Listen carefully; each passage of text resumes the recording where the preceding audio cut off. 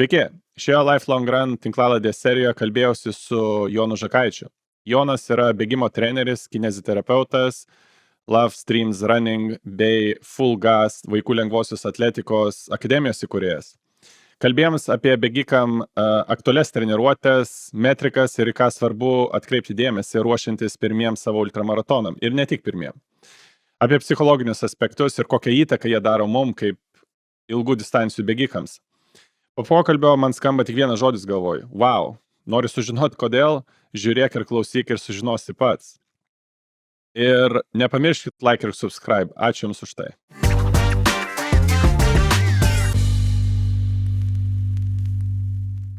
Pasidomėjau iš tikrųjų ir tavim ir daugiau, labai įdomi asmenybės ir... Iškasi kokiu nors kompromituojančiu faktą, ne? Skelėtas išspintas, jo, tai dabar jau reikia ruoštis. Ne, šiaip labai... Aš viską neiksiu. Jo, tai taip reikia daryti. Gal yra kitas Jonas Žakaitis.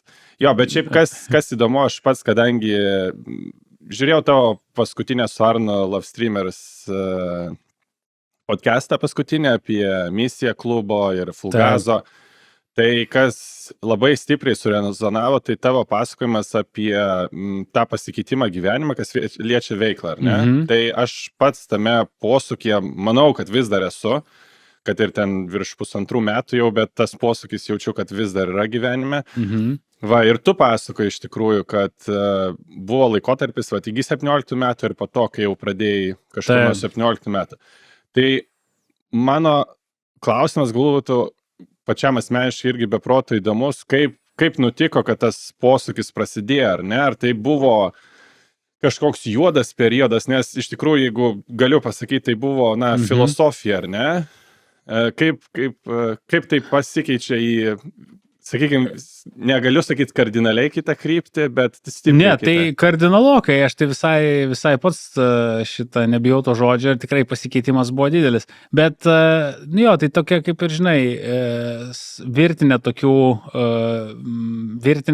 kaip ir laimingų ir nelaimingų atsitiktinumų buvo, nes mes su Aurime, mano gražiąja ir gerąja pusė, labai anksti pradėjom mes dirbti su meno lauke, šiuolaikinio meno lauke, tai jinai iš karto dar paskutiniam universiteto kursą, aš tik tai baigęs gal magistratūrą, tai mums ten buvo 20-21, visiškai dar žali buvom ir mes labai anksti nėrėm į tą meno verslo sritį, atidarėm komercinę šiuolaikinio meno galeriją, tokio labai radikalaus tuo metu ir, sakykime, tokio meno ir tokios galerijos dar ten 2008, man atrodo, darėm. Tai nieko net panašaus nebuvo Lietuvoje. Ir ten tokia tikrai visiška avantūra buvo. Ir mes tada po to įsikėlėm į Briuselį, tada tenai toliau ta galerija veikia ir jinai toksai, kaip sakyti, buvo nuostabus gyvenimo etapas ten kokių gerų 5 metų ir labai daug mes ten visko nuveikėm ir padarėm ir ten daug parodų ir tikrai buvo žiauriai faina, bet, sakyčiau, tos verslo pusės, mes ten visiškai žali, mes tikrai ten pridarėm, tokių galima sakyti ir nesąmonių, ten nebuvo nieko tokio blogo, mes neturėjom nei jokių skolų, nei ten jokių finansinių problemų, nei nieko, tiesiog tai kaip verslo modelis nelabai veikia iš tikro ir mes ten tą darėm grinai iš tokio pliko entuziazmo. Tai čia ta ilga priežastra, po to ten kuravom parodas ir toksai kažkuriuo metu taip supratom, kad jau tas etapas baigėsi ir Aurime tuo metu nuėjo ten savo projektus kitus daryti, beje irgi pradėjo gėlės puokštes daryti. Tai šitą o aš tada tokį turėjau etapą gyvenime, kai iš tikro buvau visiškai be vietos. Taip tiesiog nebuvo labai aiškios krypties, ką toliau daryti, ko imtis, toksai, įsivaizduoju, vieną tokį skyrių gyvenimą uždarius ir kito dar netidarius. Tai tokia kabi tokio, žinai, nežinioju, nebaisiai malonioji, tiesą sakant. Ir tada buvo taip, kad aš dar jau mes, kai baiginėjom ir paskutiniais jau metais, kai dar galeriją turėjom, ten tikrai buvo stresingas laikas ir aš pradėjau tiesiog taip instinktyviai bėgiot kažkaip, matyt, žinai, tai padėjo visai raminti ir nervus ir toksai kažkoks toks atsirado tiesiog tas bėgimas gyvenime, labai spontaniškai, labai greitai ir aš ten vos ne, kai tik pradėjau bėgioti, iš karto gal po 4 mėnesių pirmą maratoną nubėgau. Nu, taip iš karto supratau, kad viskas noriu treniruotis ir taip stačia galva ten pasileidau. Ir faina, kad ten man net ir nesąmonės darant pradžioj, kaip ir visi pradinukai, aš ten gana greit progresavau, nu, ir tada trailą pradėjau bėgioti irgi labai anksti, čia dar kai mes Lietuvoje buvom 3 žmonės, kurie bėgiojo trailą. Tai čia visiškai OG pirmieji pirmieji laikai ir tada kažkaip tai tada vat tame tarpe, kai aš nieko per daug profesiškai neveikiau, turėjau tiesiog daug laiko ir pradėjau daug bėgioti trailą. Tada dalyvauti varžybos ir ten vienu metu net ir visai pusėtinių rezultatų pavyko pasiekti. Aišku, niekad nebuvau ten nieko panašaus kaip nuo Griniaus lygio, bet ten pavykdavo ir kažkokias vienas kitas varžybėlės laimėti, ten tai Lenkijoje, tai Italijoje. Tai tas vis tiek tuo metu Lietuvoje, tai buvau matomas kaip bėgikas trailo toj bendruomeniai, kuriai tuo metu jau gal buvo ten koks 20 žmonių, žinai. Pradėjo augti. Jo, pradėjau po truputį augti, mes atsimenu su Gediminu ir Andriu Ramonu sudėliojom tą jau klasikinę sapieginės trasą, kur yra tokia legendinė Vilniuje, turbūt ir pačiam gal teko bėgti. Tai ten buvo ta pradžia, tai tada šeštadieniais atsirado sapieginės bėgimai, tokia pradėjo augti bendruomenė.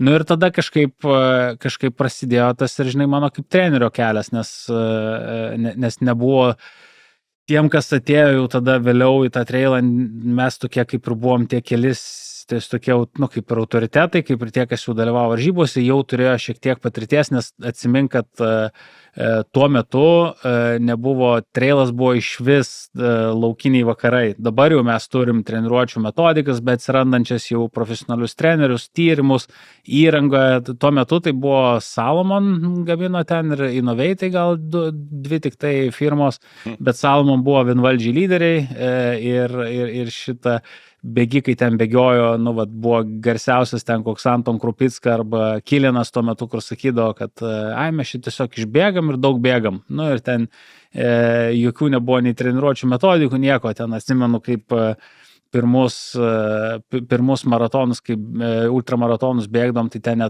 net valgyt normaliai nemokėdom, ten būdavo pasiemi kokį, aš vienu metu atsimenu, net pasidariau datulių ir riešutų tokius kamoliukus ir išbėgau Dolomitas į ultramaratoną su mintim, kad to ir užteks. Nu, tai kiek čia 5 kilų kalnuose prabėgti su datulių rutuliuku bus gerai. Tai toks ten lygis buvo, žinai, bet čia jau istorija, taip iš tikro buvo. Tai prie ko grįžtu, kad tada dėl to, kad visi tuo metu aiškinomės ir buvo labai nedaug patirties apskritai. Niekas nežinojo, ką čia daryti su to trailu ir kaip treniruotis, kai varžybom ruoštis. Tai tada aš kažkaip natūraliai pradėjau pradinukam padėti ir kažkiek jau juos gaidinti ir tada taip atėjau į treniravimą.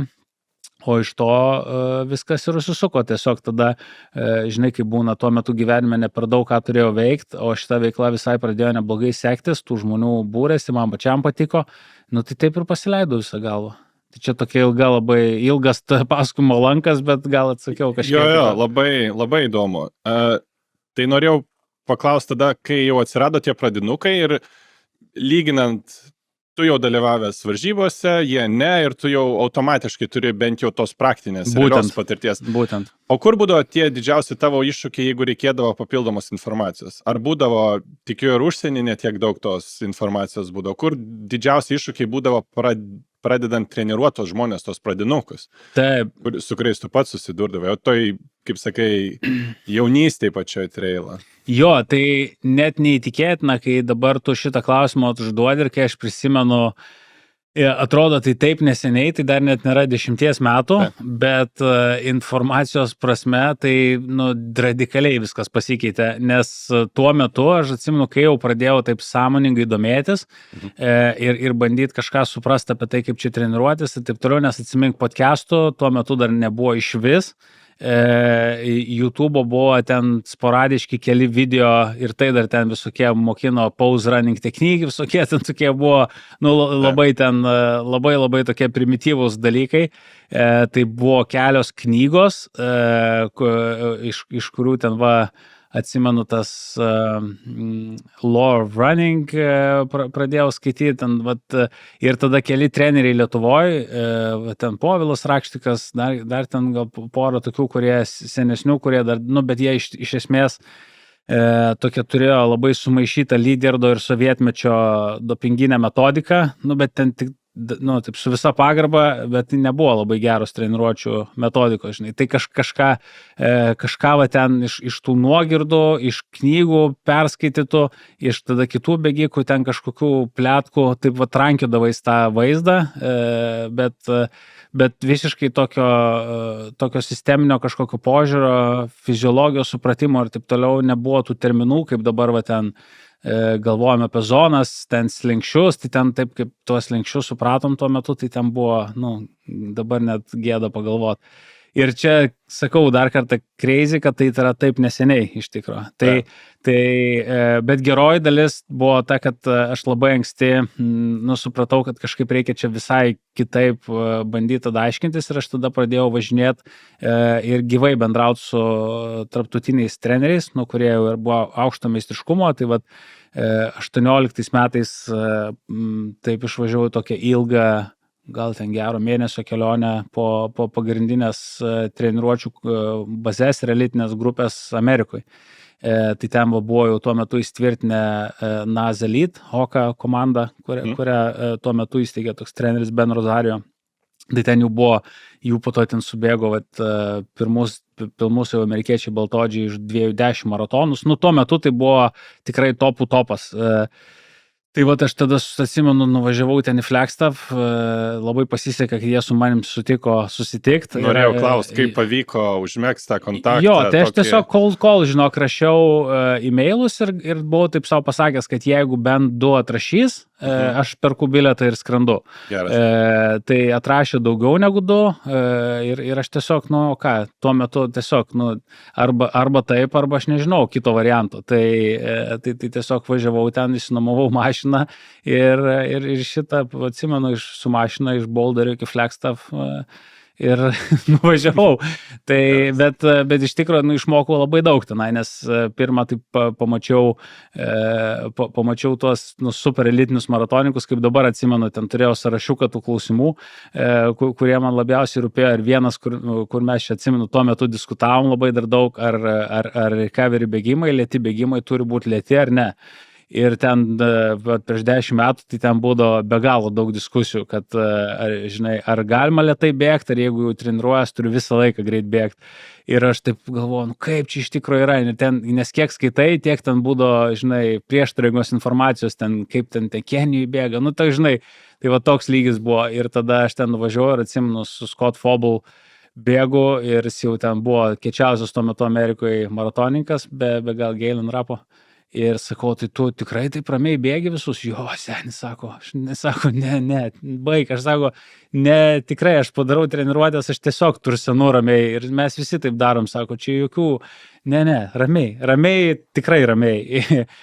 Ten 4-5 minučių peiso tursena, tada, okei, man akis didelės. Nu, tai va taip aš ten ir bendraudamas po to US Army Distance Project dar nuvažiavau Colorado Springs su Paul Čelimo grupė ten ir jų trenerių pabendravau ten, tada su šituo turbūt žinosi toks dabar labai garsus ir labai fainas trailo treneris David Roche, kur SWAT team, tai vat su juo ir jo žmona, ten Boulder irgi labai priėmė šiltai. Jis berods knygą parašė Happy Runner, atrodo tai vadinasi. Jo, ten viskas pas jūs happy ir su daug šipsenėlių. Tai vat su jais pabendrau, tai buvo toksai, jau dabar nežinau, ką aš šito pasakoju iš tikro, bet tiesiog, kad jau memorai istorijos, jo. Tai iš to iš tikro labai daug išmokau ir po to į Belgiją važiavau ten su treneriais Ir tada, kas dar labai padėjo, kad nu, po truputį vienas dalykas, kad pradėjau ir supratau, nes labai daug davė tas pamatymas, kaip iš tikrųjų atrodo elitinės treniruočių grupės. Ir tada jau kilo minčių, kad palauk, tai gal ir mes čia kažką, žinai, galim panašaus padaryti. Nu, toks tada jau užgimė tas projektas, kad ir su probėgikais labai būtų įdomu dirbti, nes kai tą gyvai pamatai, kai visą laiką gyvenime būna, kai žiūri iš Instagramos, viskas atrodo labai toli ir nepasiekiamai ir ten, žinai, per daug rimta, o tada pamatai, kad tai tokie patys žmonės, jie turi savo rūpešius, bet ten savo kasdienybę, kad jie lygiai taip pat šitą užsiriša batus ir bėga, ten jokios mistikos, tik tai, kad skaičiai tuo metu labai įspūdingai atrodė. Nu tai va, ir tada, ir kitas dalykas, kad vat, ypač dar tada su Europos treneriais, su Lewandowskiu, tokiu Timo Rio, belgų treneriu, tada bendraudamas ir supratau jau, kas yra tie rimti šaltiniai,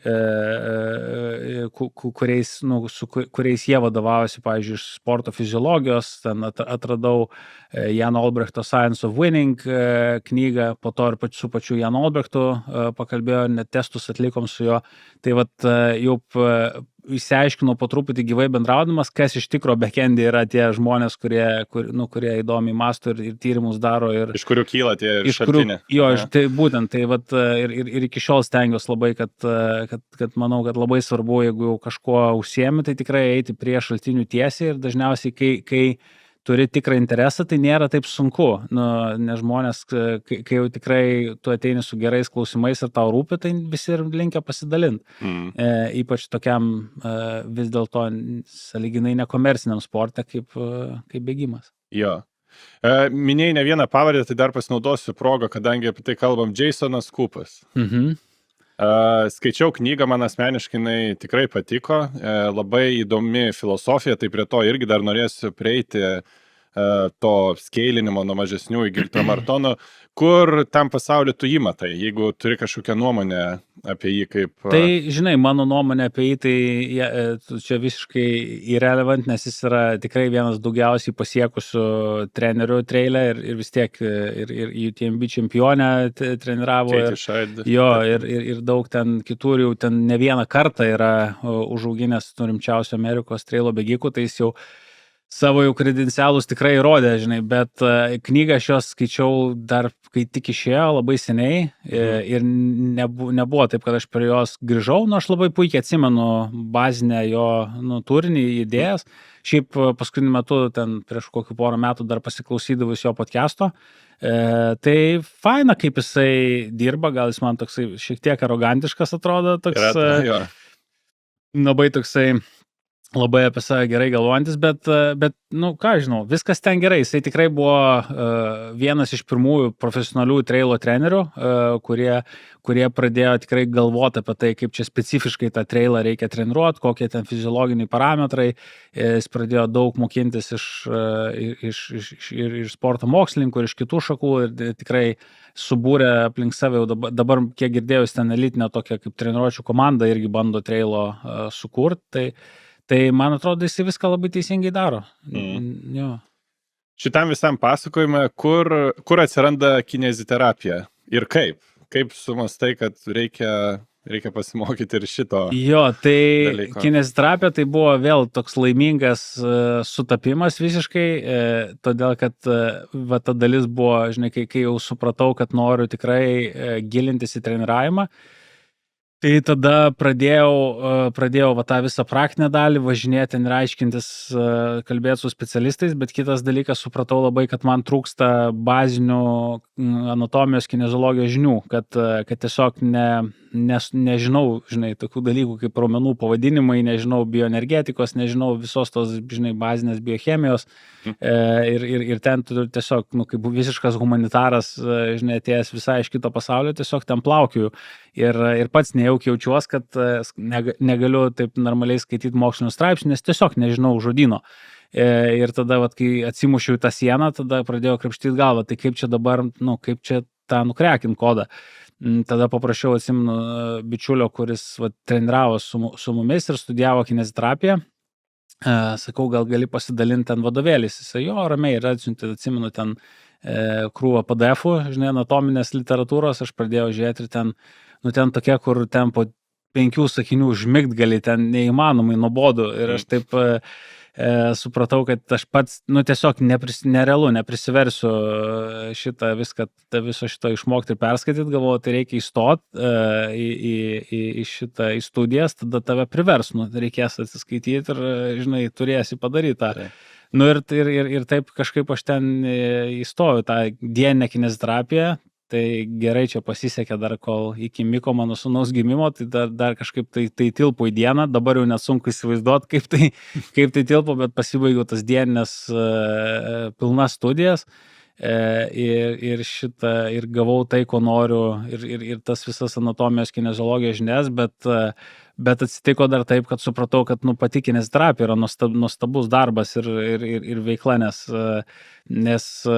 tu ten gali tikrai padėti labai daug visiškai konservatyviom priemonėm ir ten tikrai pagydyti žmonės ir labai daug gero nuveikti ir labai faina ir kažkaip tai dabar taip gavos, kad atėjau pagalbos kaip treneris tenai, bet gavos taip, kad gavau antrą karjerą.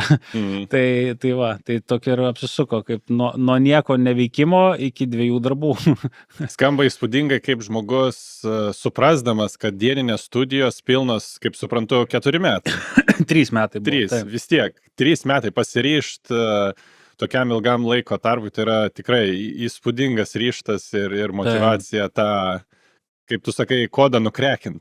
Tebūnie užtruks 3 metus, bet aš tą padarysiu. Taip, tai tas kažkaip tai, kai pradedi daryti, tai tiesiog darai ir viskas, bet kai, kai kažkaip aš taip stengiuosi labai galvot, žymiai geriau kažkada, čia tokia gal klišinė, gal bus ir girdėjęs, bet man labai įstrigo Rich Rollo, kur yra tezė, kad most people overestimate what they can achieve in a day or a year kažkas and underestimate what they can achieve in 5 years. Jo. Tai man ta labai labai patiko mintis, kad tikrai reikia galvoti ir pats savo darbę tą pastebiu, kad atrodo, kad ten kokie metai, tai ten nieko įspūdingo nepasikeičia, bet kai pasižiūrė, jeigu tu kryptingai, taip kaip knisliukas, tikrai knisi kažką 5 metus, tai visai pasidaro dalykai. Ir tada, kai taip pagalvoji ir ypač ten sporte, ten vis tiek tu įspraustas esi ten kokius olimpinius ciklus, tai bet kokia atveju viskas 4 metais ten sukasi, žinai. Tai tada tai pradedi galvoti ir supranti, visai čia galima nuveikti per tos 4-5 metus. Tai man tas galvoti, aš ir toliau tik tai taip mąstau ir labai tas padeda ir kartu nuramina ten, kai kasdieniniai kažkokie pasibavimai būna, nesupranti, kad čia vis tiek viskas. Blip in a long run. Būtent. Love Streams Running. Gal norėčiau pradėti nuo pavadinimo. Tikrai klausiau jūsų su Arno paskutinį podcastą, Arno komentarą atsimenu. Ilgas pavadinimas kaip bėgimo klubui, nėra to sąskambio, dabar jau tai yra įaugę į kraują ir viskas. Kaip, gal tas klausimas būtų, kaip gimė idėja ne tik klubui, bet ir pavadinimui? Jo, tai iš tikrųjų labai taip tiesiogiai, nes Love Streams tai yra John Cassavetes berods 84 metų filmas, toks meninis, bet holivudinis filmas ir jis toks labai apie emocionalus, apie tiesiog santykius su žmonėm, tokį labai tiesioginį, gryną ir neužmaskuotą išgyvenimą, meilės ir kitų emocijų. Ir kažkaip aš apie tai daug galvojau tuo metu ir kai galvoju apie bėgimą ir apie kažkokią bendruomenę, treniravimąsi, man atrodo, kad kažkaip norėjos visiškai atvirai, nuogai pasakyti, apie ką tai yra. Kad ir atrodo toks net kažkaip nejauku, taip tiesmukai sakyti, kad viskas apie meilę ir taip hipiškai gal labai skamba, bet taip ir yra. Tas visas sumanimas yra tikrai apie tai, kad mes kažkokią patirtume meilę, neturiu erotinę, siaurąją prasme meilę, bet tokia, kažkokį išgyvenimą, ryšį, emociją, ryšio ir artumo su savim, su savo kūnu, pasauliu, vieni kitais ir kad niekas kita, ne jokie rezultatai, ne ten greitis arba PB ar dar kažkas, bet būtent meilė ta taip suvokta yra viso ko prasmė ir ko mes čia susirinkom, tai kažkaip norėjos taip užsidėti, žinai, ant maikės, kad būtų aišku, žinai, ir su visa ta rizika, kad atrodysim tokie, kaip sakau, hipiai biški, bet viskas gerai, man atrodo, kažkaip. Dalis identiteto, kurio atvira yra. Jo, būtent tas atvirumas kažkaip taip labai ir faina, kad ir savo tada taip jauties ir, žinai, ir vis tą kartodamas ir matydamas tą užrašą vis prisimeni, apie ką tai yra ir tai labai, labai padeda. Taip neleidžia, tas pavadinimas jų savaime kažkaip neleidžia nukrypti nuo kurso. Jo, galiu sutikti tik tai kaip bėgikas ir tikiu, kiekvienas klausantis bėgikas pajunta tą jausmą bėgdamas. Ir jis būna toks random kartais, net ne varžybose, treniruoti bėgi ir tu pajunti tą jausmą. Tai... Būtent. Labai gerai suprantu, ką tu turi omeny, bet tai va tame ir yra visas gražumas. Žinai, tai jo neina kaip žodžiai, kaip ir suprastina visą tą jausmą. Jį reikia pajust, kad ir kaip kliščiai tai gali skambėti. Būtent. Neklausiu apie sukūrimo idėją, nes tikrai yra jūsų ir naujas su Arnu pakankamai tinklalaidė nauja, kur jūs apie tai labai plačiai šnekat. Man beklausant surezonavo irgi viena vieta, kai minėjai pačioj pradžioje, kai tu turėjai būti viskas. Ir treneris, ir kineziterapeutas, ir vadybininkas. Tai man automatiškai kilo idėja, kas buvo tavo energijos šaltiniai, ar ne, kurie pakeldavo tave vėl, kai būdavo sunku ir po 5 metų čia jau bus įdirbis padarytas. Kas neleisdavo pasiduoti ir judėti, kai tikrai turėdavai būti barbė devintarbė ir visur suspėt. Ir galbūt nebūdavo į ką atsiremti ir net ko patarimo paklausti, nes ta niša, kaip ir pats minėjai, tokia pakankamai nauja buvo. Dar iki Arno, tarkim, ta pati pradžia, kas buvo tavo tai kažkuria prasme tai vienas, žinai, tu taip labai taip fainai pasakai, lyg tai čia kažkoks būtų nuo to laiko kažkas iš esmės pasikeitė, bet mano galva tai mes vis dar esam to visai pradiniai stadijai, tai iš tikro ten tai, kas buvo prieš 5 metus ar dabar nėra, kad labai daug kas pasikeitė, tiesiog, kad atėjo dar stiprių žmonių į komandą, tai kai kurie dalykai jau dabar įsiskaidė tarp kelių mūsų ir tiesiog ne iš vienas, bet mes taip pat, man atrodo, vis dar aiškinamės ir grabaliojamės aplink ir bandom čia kažką sukurti, tai nieks nepasikeitė. O iš to energijos, tai aš atvirai pasakysiu, iš dalis vis dar dabar yra ta tokia lengva panika, kuri užeina, kai supranti, kad tu dar nieko čia nepadarėjai, nesupranti ir šitą ir iš vis čia gali feilint labai smarkiai. Aš tada įterpsiu dar klausimą, ar vis dar pakankina imposterio sindromas? Jo, tai visiškai. Dabar tai jau kaip treneris, geras klausimas, aš atvirai pasakysiu, nes apie tai tikrai galvojau, kad su treniravimu man žymiai lengviau, mes buvom su komanda kažkada čia prieš gal metus, turėjom bendrą sesiją grupinę su tokiu psichoterapeutu. Tiesiog pasikalbėti savo kaip treniravimo aktualijas, apie bendravimo komunikaciją su sportininkais ir visi ten taip labai nuoširdžiai pradėjom kalbėti ir treneriai daug to turėjo nerimo savo darbe. Ir aš galvojau, aš visai neturiu jo, 0. Ir galvojau, kodėl jiems kyla, o man nekyla, kodėl man taip ramu treniruoti. Ir tada supratau, todėl, kad aš turiu kineziterapiją. Todėl, kad ten būdavo toks stiprus tas jausmas, ypač kai pradėjau dirbti, nes aš labai greitai iškart dar besimokydamas pradėjau jau dirbti kliniškai. Tai ten tas imposterio sindromas ant tiek stiprus būdavo. Užgožė. Man tavasme ten treniravimas būdavo tiesiog rekreacija, pramoga. Tai aš tiesiog visą laiką, bet dabar jau pastebėjau, kad paskutinius gal jau metus ir kineziterapijų nusiraminau. Nes tiesiog jau pakankamai tos klinikinės patirties atsirado, kad jau retai būna, aš atsimenu, būdavo tos jausmas, kai ateina žmogus su skausmu ir tu žiūri į didelėm akim ir visiškai nesupranti, nuo ko pradėti. Tai va ten panika būdavo. Tai dabar tai tas buvo, bet labai gera mokykla. Ir kažkaip tai irgi stengiuosi taip visą laiką į tą veltis visą laiką taip, į kažkokias labai tokias situacijas, kur tikrai turi įsivartyti ir nežinai, ką daryti, nes būtent tokia lengva produktyvi panika, jeigu ją sukontroliuoji, jinai gali labai daug sugeneruoti energijos ir tada esi priverstas mokytis labai greit, vartytis iš padėties ir taip toliau. Tai vat, pirmais metais, aišku, labai daug ir sudegdavau, nes labai persistengdavau. Dabar taip nenoriu sakyti, bet jau kažkokį geresnį gal balansą randu. Jau taip jaučiu pastaraisiais porą metų, kad ir tos dalykus padarau, bet ir savęs taip nedeginu, kaip anksčiau. Pradžia gal būna baisu ir pasakyti, kad nežinai. Tas irgi būna tokia stigma, kad jeigu specialistas turi visus atsakymus, jeigu treneris, tai kad ir ko bėgikas paklaustų, ašgi turiu turėti readily available atsakymą. Vietoj to, kad pasakyti, geras klausimas, leisk man grįžti. Jo, tai tas keičiasi truputį ir aišku, tas keičiasi, kuo daugiau patirties turi, tuo drąsiau ir sakai, kai nežinai, arba kaip ir tu labai gerai pasakai, kad turiu pasidomėti, sugrįšiu ir visas tas bet pradžioje, aišku, labai baisu, kai nieko nežinai, tai pasakyti, kad nežinai, tai iš vis atrodo, kad žmogaus pinigų švaistai ir laiką. Taip. Vėl pareferuosiu į jūsų tinklalaidę paskutinę dėl vizijos misijos.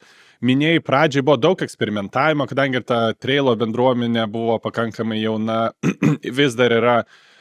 Koks dabar tavo požiūris į eksperimentavimą? Tarkim, ar dabar tai irgi vyksta ir turi nuomonę, tarkim, kad vienintelis būdas judėti prieki ir tobulėti kaip klubų, kaip trenerių yra vis tiek dalis eksperimentavimo turi likti? Tai vienareikšmiškai, manau, kad tikrai eksperimentavimas, manau, kad toks neišvengiamas dalykas ir būtinas, bet aš nuoširdžiai tikiu ir daug apie tai galvojau po šios mūsų žiemos stovyklos, kai buvo Montegordo, kur ten Giedrius ir kiti treniravosi ir ten jau buvo prisijungę ir kartu treniravome su kitų užsienio šalių sportininkais, jau nuo elitiniais profesionaliais. Ir teko kaip ir kineziterapeutui prisidėti prie jų ten su traumom ir tas treniruotės pastebėti ir pabendrauti, tikrai aukščiausių lygio Europos bėgikų. Ir pamačiau, kad ten dar visiškai žalia. Taip, ne tai, kad žalia, bet kad lygis tas žinių, profesionalumo nėra toks geras dar. Ir tada, kai pasižiūri kitus sportus, ten, nežinau, neseniai žiūrėjau Netflix'e apie Formulę 1, žinai, kur ne tai, kad kažkokias noriu būtinai griežtas analogijas brėžti, bet tai vis tiek pamatai, kokios ten komandos, kokia duomenų analizė, koks technologinis pažangumas ir kokiam raiškos lygyje yra, pavyzdžiui, Formulės 1 sportas ir kokiam yra, tarkim, lengvosios ten bėgimai arba trailas lygiai taip pat. Tai supranti, kad ten dar labai daug ką galima padaryti. Tikrai mes tokie visą laiką turim, žinai, biasą dabarčiai, kur galvojam, kad kaip ir aš pasakau, kad dabar žinom labai daug, o prieš ten 7 metus žinom daug mažiau, bet man tai tas kaip tik suvokimas, kad prieš 7 metus mes nežinom iš vis nieko, riešutus valgiam ten ultras bėgdami, o šitą dabar jau net neįtikėtina, kad iš vis, tokie Flintstonai tokie buvo, žinai. Tai ar tu manai, kad po 7 metų nebus taip, kad mes galvosim apie šiandieną? Aš 100% įsitikinęs, tai dėl to geriau taip ir galvot, kad iš tos perspektyvos, kad čia mes esam tik tai visiškam fragmente ir dar labai daug kas keisis. Ir aš manau, kad labai fain ir tiesiog noris dėl to ir būti tam, gal priekinėse eilėse šito kino filmo, kad ir pačiam eksperimentuoti ir kartu, gal kažkiek ten po to ir inovuoti per savo eksperimentus, nes tai tiesiog įdomiau. Tas net skyla, žiūrint atgal 7 metus, dalis dalykų, kuriais mes šiandien šventai įsitikinę bus paneigti arba įrodyti kažkaip kitaip pagal mokslą, o dalis bus naujų dalykų, apie kuriuos net nežinom. Tai tas irgi net apsunkina. Šiandien, ko mes esam įsitikinę, nebūtinai po 7 metų, galbūt bus jau šiek tiek naujoje šviesoje. Šiaip įdomu, kad paminėjai ir tą Formulę 1, skaičiau straipsnį prieš kokį pusmetį apie digital copy, jeigu nemaišau pavadinimo, čia ir su dirbtiniu intelektu padedama technologija padėjo šitam, kai tu sukuri tą varžybų simuliacijas. Ir to bolido pačią. Tai pagalvojau, kaip ir tavo analogas, mūsų žmogaus kūno digital copy padaryti praktiškai šiom dienos technologijom neįmanoma. Tavo kūnas, mano kūnas įskirsis, vieni dalykai tau veiks, kiti ne. Bolidui, aerodinamika, viskas palenkiai spoilerį, nu jeigu jis tokios formos, tai kitas bolidas metalo gabalo, būdamas su visą deramą pagarbą tam irgi technologiniam laimėjimui, nu jis veiks. Vienam žmogui, vat, kalbėjom ir su kolegė Rasa, vienam teipas veikia, kitam ne. Ir mes dar gal tokio labai tikslaus atsakymo tam neturim. Jo, bet manau, kad simuliuoti tikrai galim daug ką.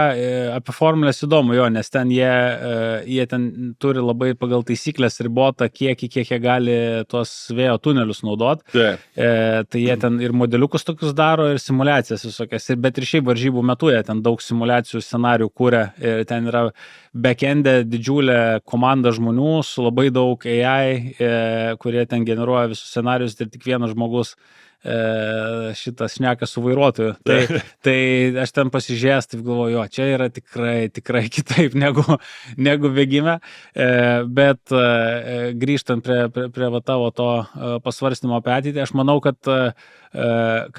AI ir duomenų analizės naudojimas ir šiaip sveikatos reikaluose ir sporte, tai čia tik dabar yra tik tai visiškos užuomazgos, bet aš jau tai naudoju kasdien. Ir jau per pastaruosius metus dabar ten tokių pokyčių tai įvedė į mano darbą, kad aš net neįsivaizduočiau, kaip jau be to dabar galima. Nu jau neatsukčiau niekaip jau juostelės. Turi kokį pavyzdį paprastą? Jo, tai pavyzdžiui, nes aš, kai dirbu ir kineziterapeutas ir treneris, tai daug labai atlieku testavimo, pavyzdžiui, ten kraujo, šlapimo tyrimų, genetinių tyrimų su sportininkais. Mes ten turim daug labai duomenų ir tarkim, aš turiu savo ChatGPT ten advanced accountą, kur esu sušėręs visokias knygas ten man aktualias, ten tarkim funkcinės medicinos, visokių ten kraujo tyrimo analizės, visokių biomarkerių ten šaltinių, nurodęs dar kokius internete vartoti ir tada genetinių tyrimų ir, pavyzdžiui, mikrobiotos žarnyno ten tyrimus ir tu neturėtum dabar šiuo metu, aš, pavyzdžiui, Lietuvoje neįsivaizduoju vieno žmogaus, kuris turėtų visas kompetencijas, kad galėtų, pavyzdžiui, vieno žmogaus kompleksiškai ir genomą, ir mikrobiotą, ir kokius kraujo biomarkerius išanalizuoti, suvesdamas su jo performansu, kažkokiam subjektyviom patirtim ir prasmingas kažkokias analizės padaryti. Tai jeigu tu bent kažkokias rudimentinės žinias turi ir žinai, ko klausi, tai AI gali jau dabar tą padaryti šiandien. Tai aš tuos visus šaltinius sudėjęs, sukėlęs failus, tada aprašęs konkrečiai žmogaus ten kokius simptomus, treniruotumą, ten lytį, amžių, taip toliau. Tai tada ten gaunu tokias išvalgas, kad sunku patikėti kartais ir kokias rekomendacijas ir pastebėjimus, taip toliau. Tai jau dabar, pavyzdžiui, ir jo, tai pagalvoju, tas darbas man vienam užtruktų, jeigu tas visus duomenis suvirškint, tai čia kokių 3 mėnesių darbas, žinai, būtų. Tai su AI pasidaro per 13 minučių. Tai va šitas yra neįtikėtina ir manau, kad tas po to, kas tikrai, kas jau, manau, labai greitai prasidės ir manau, kad jau tai yra technologiškai ir dabar puikiai įmanoma, tiesiog, kad dabar yra daugiau tos AI agents, žinai, problemos, kad labai sunku sinchronizuoti AI agentus tarp įvairių platformų, nes yra dar vis tiek duomenų apribojimai, ten tu norėtum, pavyzdžiui, kažką ten iš Stravos lengvai pasimt, bet nelabai išeina, ten Garminas irgi ne visą laiką tos duomenis duoda. Nu, žodžiu, šiuo metu daugiau apribojimas tai, kad labai sunku turėti visus savo duomenis tvarkingai vienoje vietoje. Kad tu turėtum holistinį vaizdą. Būtent, bet jeigu tu, ir aš manau, kad čia tik tai maks metų klausimas, jeigu atsiras būdas, kaip turėti tą AI agentą, kuris galėtų judėti per visas platformas tavo ir tu gali jam rodyti savo pulso duomenis, savo HRV duomenis, savo miego, maisto, tada kraujo biomarkerius, jis gali pažiūrėti tavo genomą ir taip toliau, tai jis gali padaryti tokias įžvalgas ir analizės, kaip tu adaptuojas, ko tau reikia ir taip toliau, kurių tiesiog, joks žmogus negalėtų padaryti niekaip. Tai aišku, čia jokių būdų nereiškia, kad profesinių žinių ir to ekspertiškumo nereiks, aš manau, jo reiks dar daugiau, nes nemanau, kad AI veiks to kad ten nuo mūsų specialistų nuims kažkaip krūvį. Ne, mums reikės tiesiog dar labiau stengtis susigaudyti ta prasme, mes toliau irgi kaip specialistai konkuruosim, tiesiog mes turėsim vytis AI, kas yra labai geras iššūkis iš tikro. Mes visi nuo to labai pakilsim. Bet jau čia gal nusifilosofau per toli, nebežinau, ar vis dar esu su tavim. Jo, esi tikrai ir AI-aus ta tema labai įdomi ir su ko bediskutuočiau, nebūtinai sporto netgi.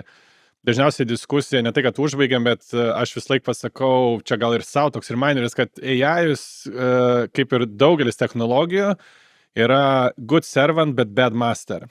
Negalima juo aklai pasitikėti, ir kalbėjau savaitės pradžioj su sporto psichologu, vieną labai gerą mintį įdomią pasakė, pabundu ryte, aš tą patį darydavau ir pasižiūriu, kaip aš mėgau, koks skoras. Vietoj to, kad paskenuočiau savo organizmą, kaip aš iš tikrųjų jaučiuosi. Tai Jonai pats matydamas, tarkim, AI-aus inputą ir taip toliau, kaip ir minėjai, tu kaip specialistas vis tiek per save perkošturi tai, kad tu matai. Kai kurie matyt AI-aus atsakymai arba parametrai, negali būti priimti už gryną pinigą. Jie turėtų būti... Jo, tai faktas, bet man tai irgi šita diskusija, kuri dažnai kartojasi, aš tai, pavyzdžiui, ją žymiai ramiau žiūriu dėl dviejų dalykų. Vienas tai, kad jokia informacija, tai mes, pavyzdžiui, jau dešimtmečius naudojamės Wikipediją ir Wikipediją tiesiog žmonės iš gatvės surašė. Bet, tu kažkaip nekvesionuoji Wikipedijos kažkodėl, arba ten kartais, pagalvoji galbūt, kad čia kažkas dar editina tą, bet taip nuramiai žiūri tą Wikipediją.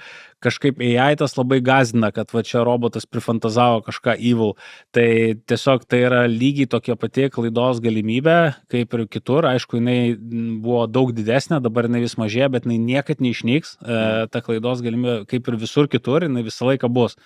Tai tiesiog, kodėl mes turėtume standartus taikyti kažkokius kitus. Žinai, kaip ir pasimk sovietinę enciklopediją, tai irgi ten labai kvestionuojamų dalykų bus, nors kažkada buvo. Tai čia, žinai, visi šitie dalykai angažuotumo, ten kažkokio šališkumo, prisisvaigimo tiesiog gryno, tai jis visą laiką buvo ta rizika. Čia tiesiog dar vienas variantas, nes jei ima tas pačias žinias, kurias mes sukuriam, žinai, tai jisai taip pat svaigsta, kaip ir mes svaigom su tą informaciją, kurią jam duodam. Tai vienas dalykas, kitas, ir tai tik pasikartosiu, paantrinamas tau, kad tavo atsakomybės tai niekaip nenumeta. Tai, žinai, bet kitas dalykas, man, pavyzdžiui, skaityti kartais AI nusvaigimus akivaizdžius yra žiauriai įdomu. Ir nes aš, pavyzdžiui, ten esu susikastomizinęs taip, kad kai užduodu kažkokius savo mokslinius klausimus arba ten iš kineziterapijos arba iš treniravimo, kad visą laiką duotų man mokslinės išnašas, straipsnius ir jų santraukas. Tai esu taip mokinu savo tą AI modelį, kad jisai atsakinėtų taip, kaip aš noriu, ir jisai labai tą gražiai jau mokosi ir ten tikrai kiekvieną dieną tobulėja, bet visą laiką vis sufantazuoja kokį nors straipsnį, kur ten išmeta kelis tikrus su nuorodom, o kokį nors vieną sufantazuoja. Bet jie būna kartais labai įdomus. man kartais tikrai labai įdomu, ką jis, ten kartais pagalvoju, jo, bet čia puikus tyrimas būtų ir tada kažkokių to vis tiek, tu žinai, kad tai yra fantazija, bet tai yra labai įdomi idėja. Tai kartais man net noris paprašyti jo, kad dar sufantazuok kažką, net svarstau, gal paprašyti daugiau jo, kad jis dar pateikęs tą jau mano atsakymą, kad dar kažką freestylintų. Tai aš, pavyzdžiui, aš tai manau, kad čia net pranašumas yra kartais. Kai tu... Out of the box toks mąstymas. Visiškai. Tai čia viskas yra priklausomai, viskas yra tai, kaip tu sugebi panaudoti, kokie tavo poreikiai. Ir jis tikrai prisitaiko prie tavęs, o nėra kažkoks ten universalus sprendimas. Taip. Grįžtant prie žmonių ir prie treniravimo, labai įdomu būtų tas paklausti apie tavo treniravimo filosofiją. Ar turi kažkokią, kurią taip redėlį galėtum pasakyti? Kokia filosofija vadovaujasi treniruodamas žmonės? Bėgime. Jo, toksai labai tiesmukas geras klausimas, bet dabar jau seniai kažkaip tai bandžiau vienu ypu atsakyti ir kaip čia taip nenusimulint nuo atsakymo, bet padaryti, kad ne per daug komplikuota būtų. Turbūt vis tiek, sakyčiau, jeigu kalbam apie treniravimą, tai Tai aš gana vis tiek atskiriu tą visą tokią psichologinę, emocinę dalį, kuri labai svarbi ir su ją mokinuos kaip dirbti ir čia yra viena dalis, bet visą laiką galvoju apie fiziologinę dalį labai atskirai ir ten esu gana sausas ir metodiškas. tai stengiuosi tikrai, kai pavyzdžiui, dirbu su sportininkais, tai labai gerai suprasti sportininko fiziologiją, jo apribojimus ir tą užduotį, kurią jisai bando pasiruošti. Tai visą laiką taip labai primityviai galvoju apie tai, kad mes turim kažkokias varžybas kaip, tarkim, arba iššūkį, arba, dažniausiai tai būna varžybos, kaip tašką B, į kurį mes norim nuvykti. Ir tai yra, žinai, o taškas A yra sportininkas šiandien. Ir kad tu turi žinoti, kas turi pasikeisti sportininko fiziologijai, kokių jam reikia adaptacijų, kas turi pasikeisti, kad jis kuo geresnės formos transformuotųsi tą tašką B.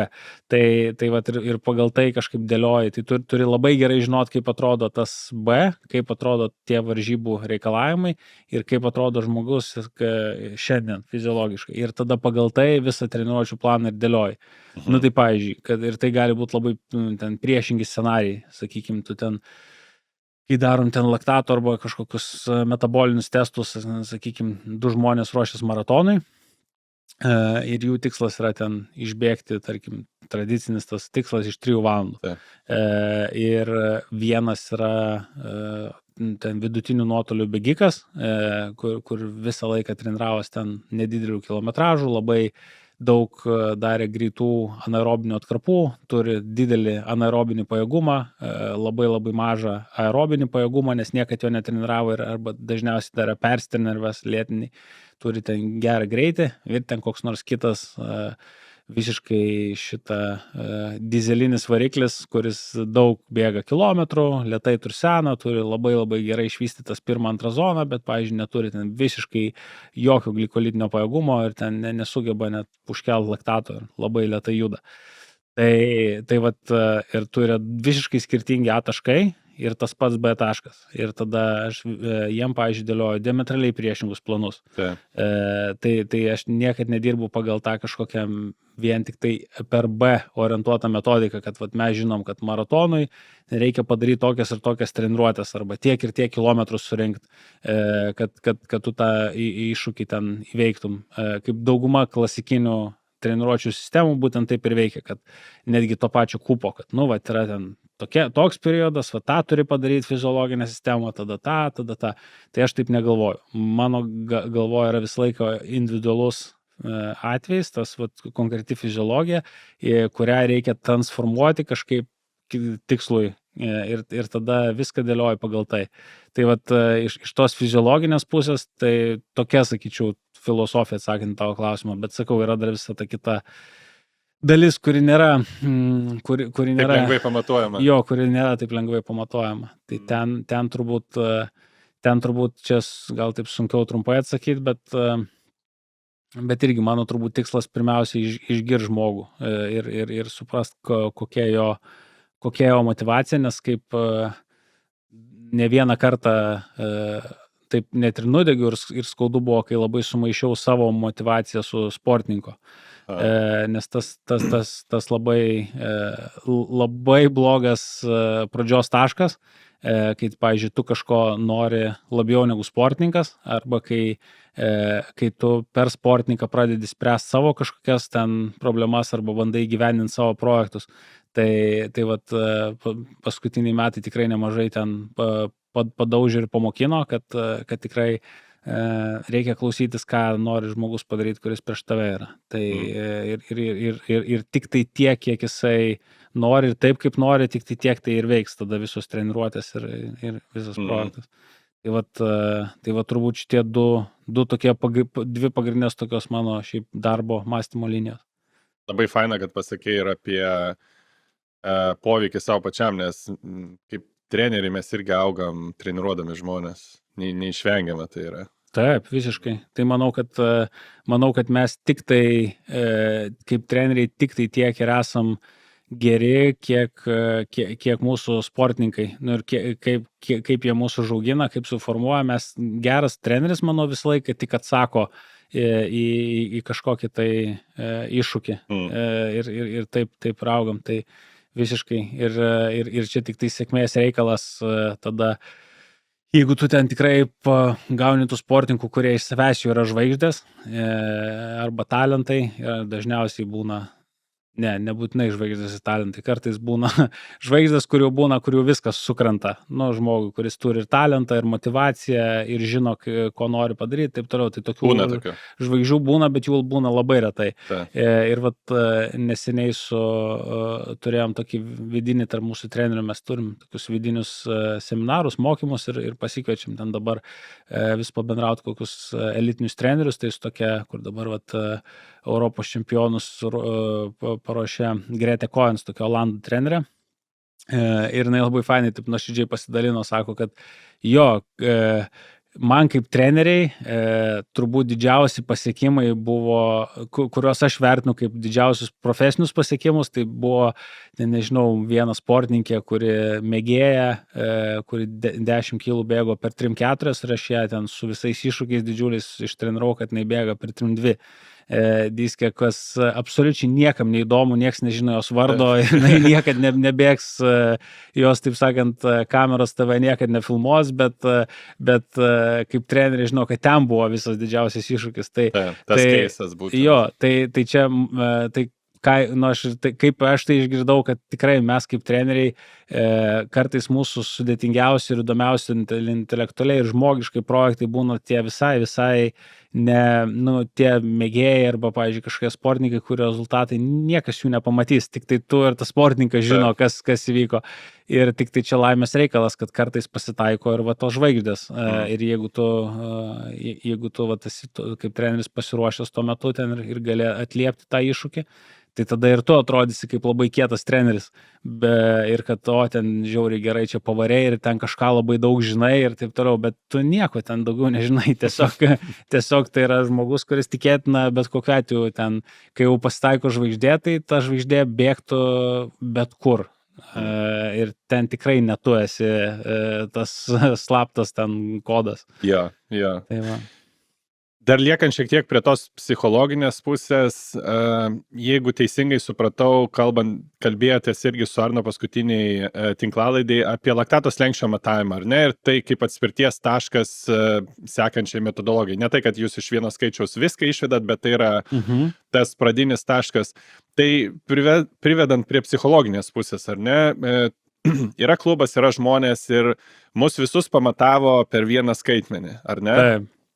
Ar pats matai iš praktikos ir matai, kad tai šiek tiek provokuoja lyginimąsi, iš tos galbūt net ir negatyvios pusės, tavo slenksis toks, o mano toks, tas toks determinizmas, ar ne? Taip. Ar tą pastebi ir jeigu pastebi, tarkim, ar to yra, kaip stengiasi to išvengti ir padėti sportininkam, ar ne, klubiečiam, nelyginti vienas su kitu, nes tikiu iš patirties irgi matai, net neprofesionalus bėgikas, tu vis tiek kažkaip lyginės su kitais, o tai jis dabar slenksis jo geresnis, tai jis geresnis bėgikas bus, jis ten startuosim tam pačiam įvykį arba varžybose, tai jis matyt laimės, nes mano slenksis toks, o jo toks.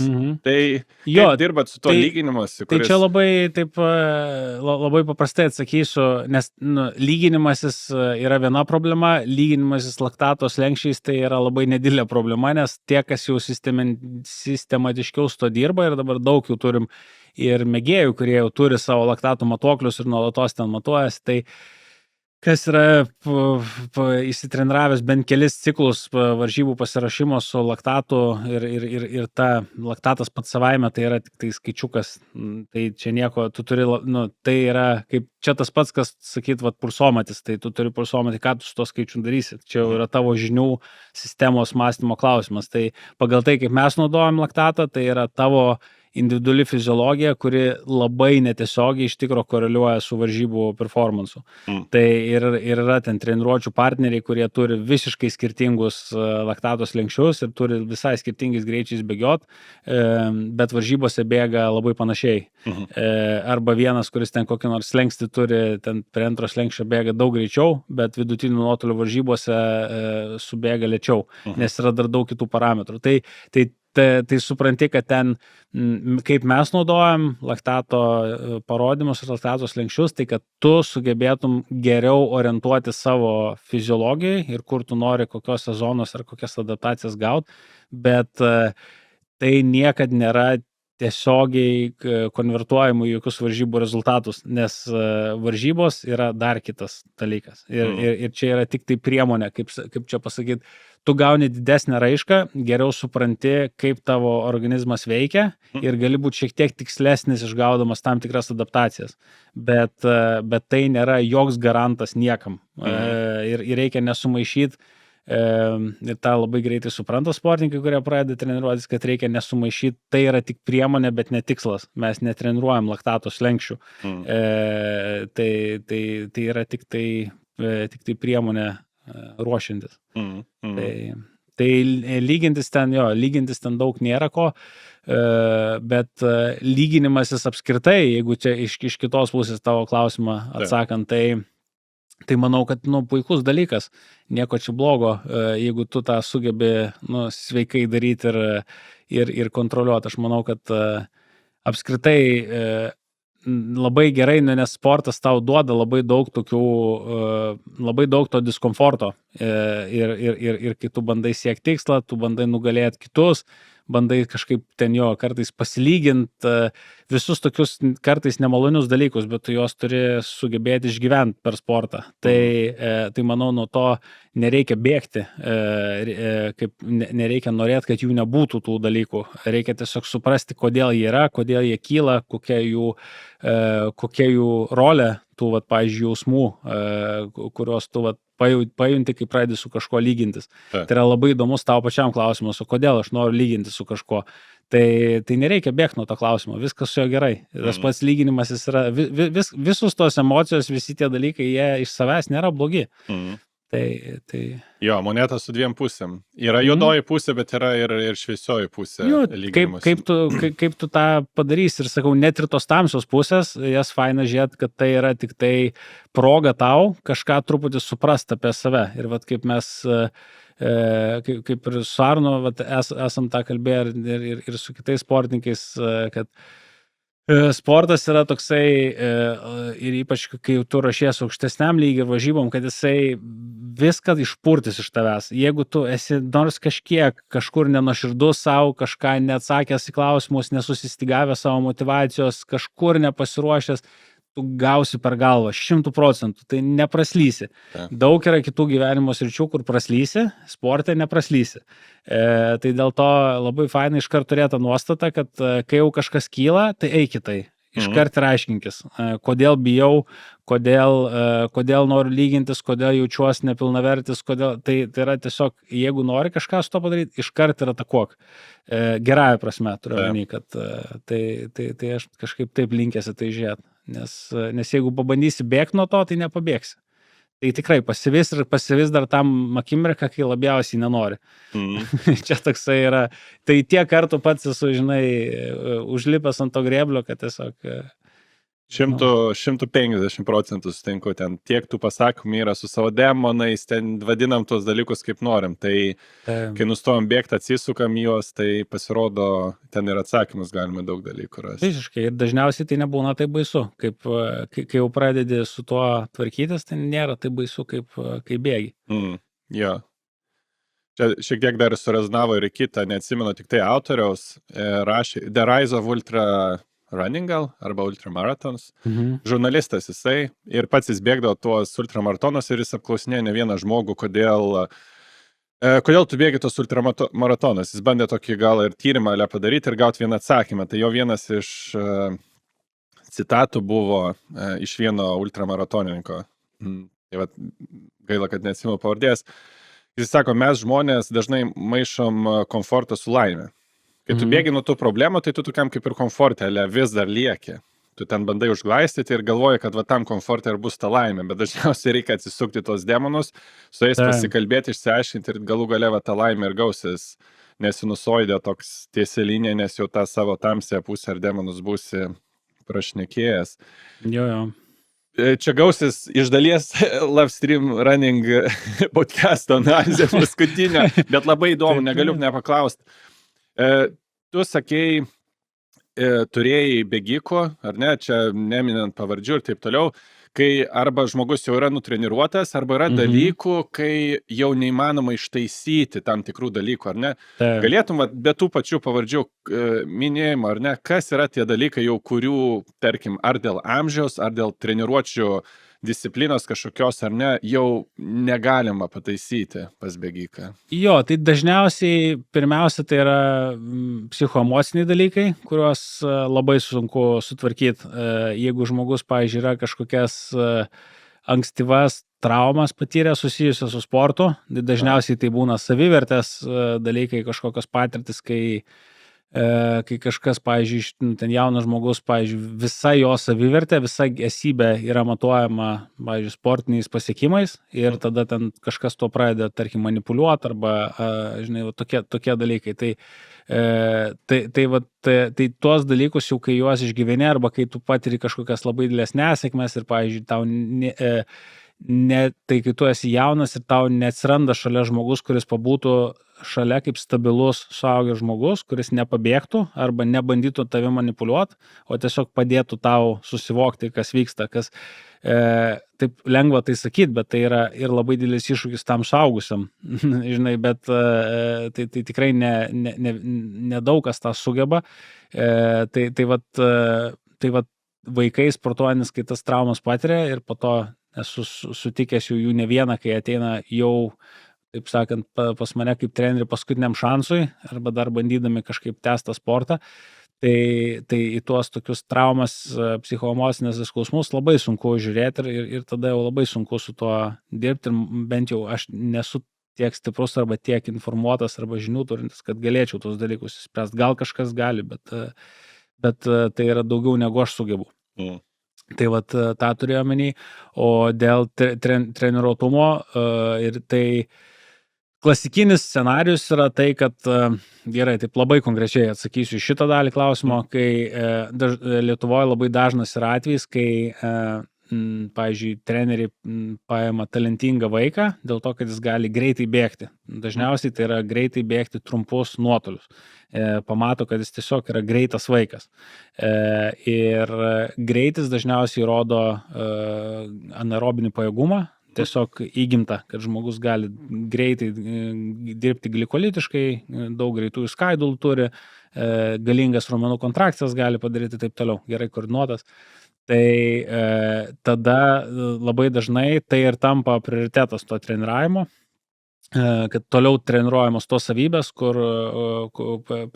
kuriam sportininkas tas jaunas pasižymi. Ant tų stiprybių ir dirbama toliau. Jo, būtent. Ir visiškai praleidžiamos yra tos visos nuobodžiosios dalis, tai yra tos aerobinės treniruotės, tos visos pirmos, antros zonos, ten, kurios duoda tą ilgalaikį bazinį fitnesą, nesileidžiant ten į techninius terminus, bet tas bazinės ištvermės ir sugebėjimo treniruotis, sugebėjimo adaptuotis prie krūvio savybės. Tai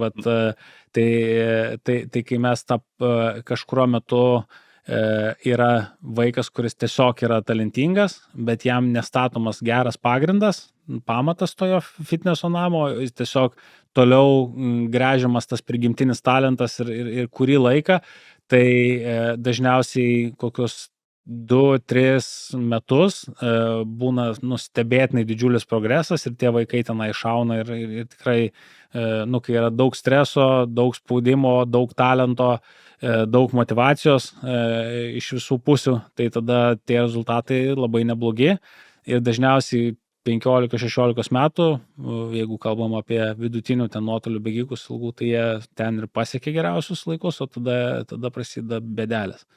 Nes nesupranti, kad tas visas nepadarytas bazinis darbas pasivėja, tada vaikas tiesiog nebeturi iš ko adaptuotis, nes jis jau yra persitreniravęs ir tada toliau tik tai savo tą gryną talentą dar melžia, bandydamas dar labiau stengtis, taip sakant, dar greičiau bėgti iš jau pastangos, bet ne iš jokio nebeturimo fitneso.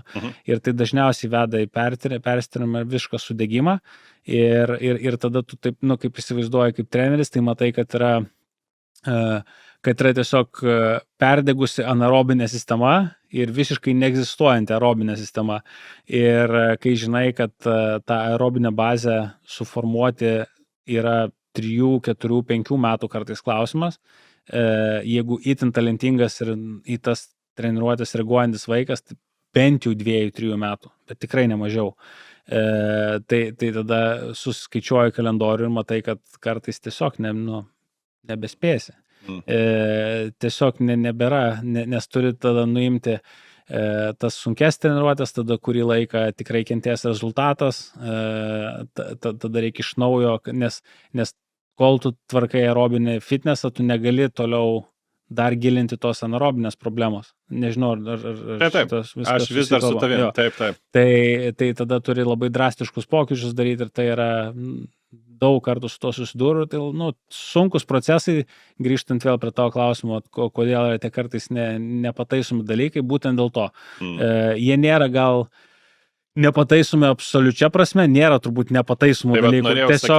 Tiesiog, kad tai yra be galo sunku ir laiko labai trunka, ir emociškai sunku, ir susikalbėti tada jau sunku, susimotyvuoti visiems sunku. Tai toksai, tai yra problemos.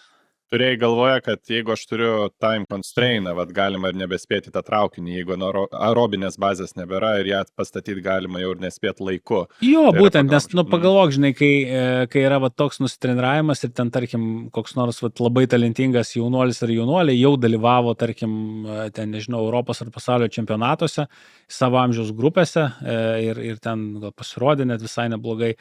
Ir dabar jie mato, kad jų bendramžiai, tarkim, su kuriais jie stovėjo prie starto linijos, yra jau dabar visai kitoj dimensijai. Taip. Ir kad jiems, pavyzdžiui, jos pasivyti jau, tas laivas labai greit nuplaukia ir sumotivuoti, kad net tu, pavyzdžiui, neik studijuoti arba neik dirbti dar 5 metus ir darom tą bazinį darbą ir galbūt tu pasivysi tuos, nuo tavęs nubėgusius varžovus.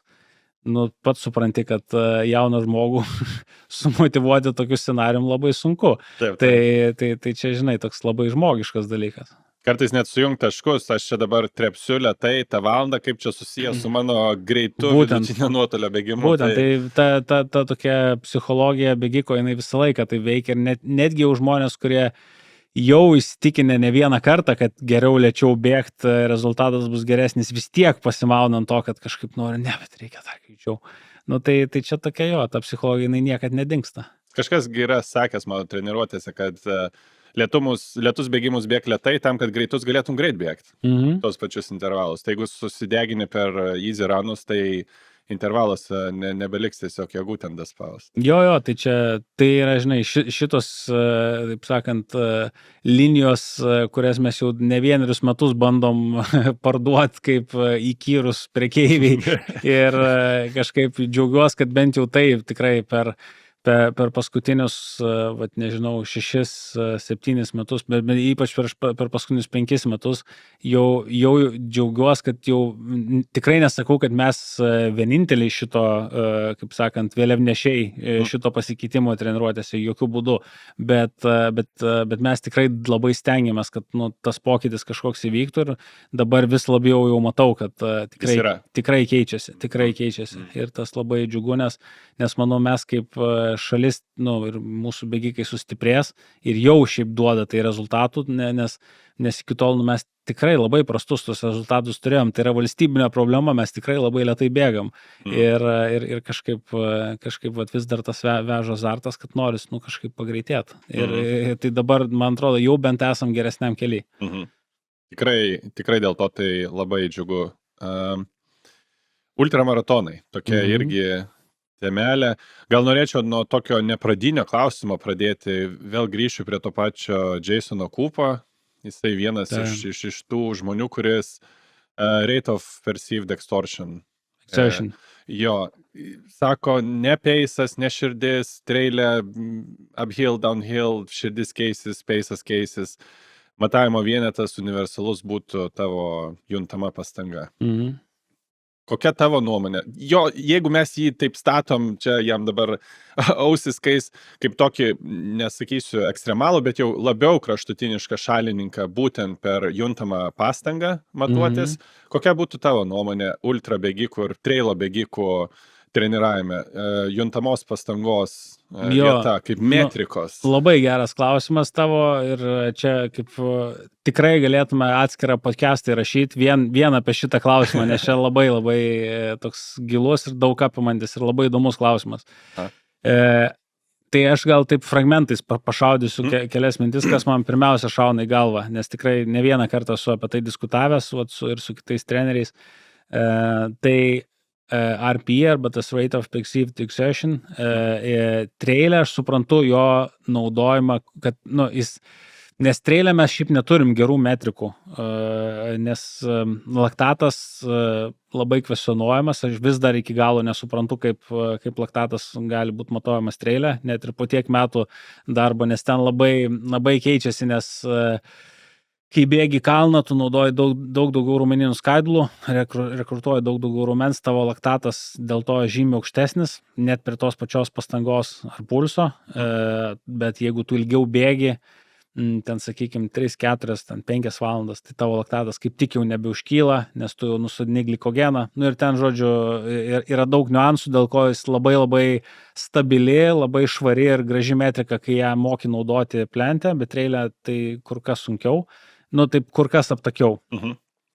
Lygiai ta pati problema su pulsu, kad dažnai sunku labai suprast, ką tiksliai jis rodo, nes irgi nesikonvertuoja vienas prie vieno į plento tos pulsus, bet jau ten panašiau.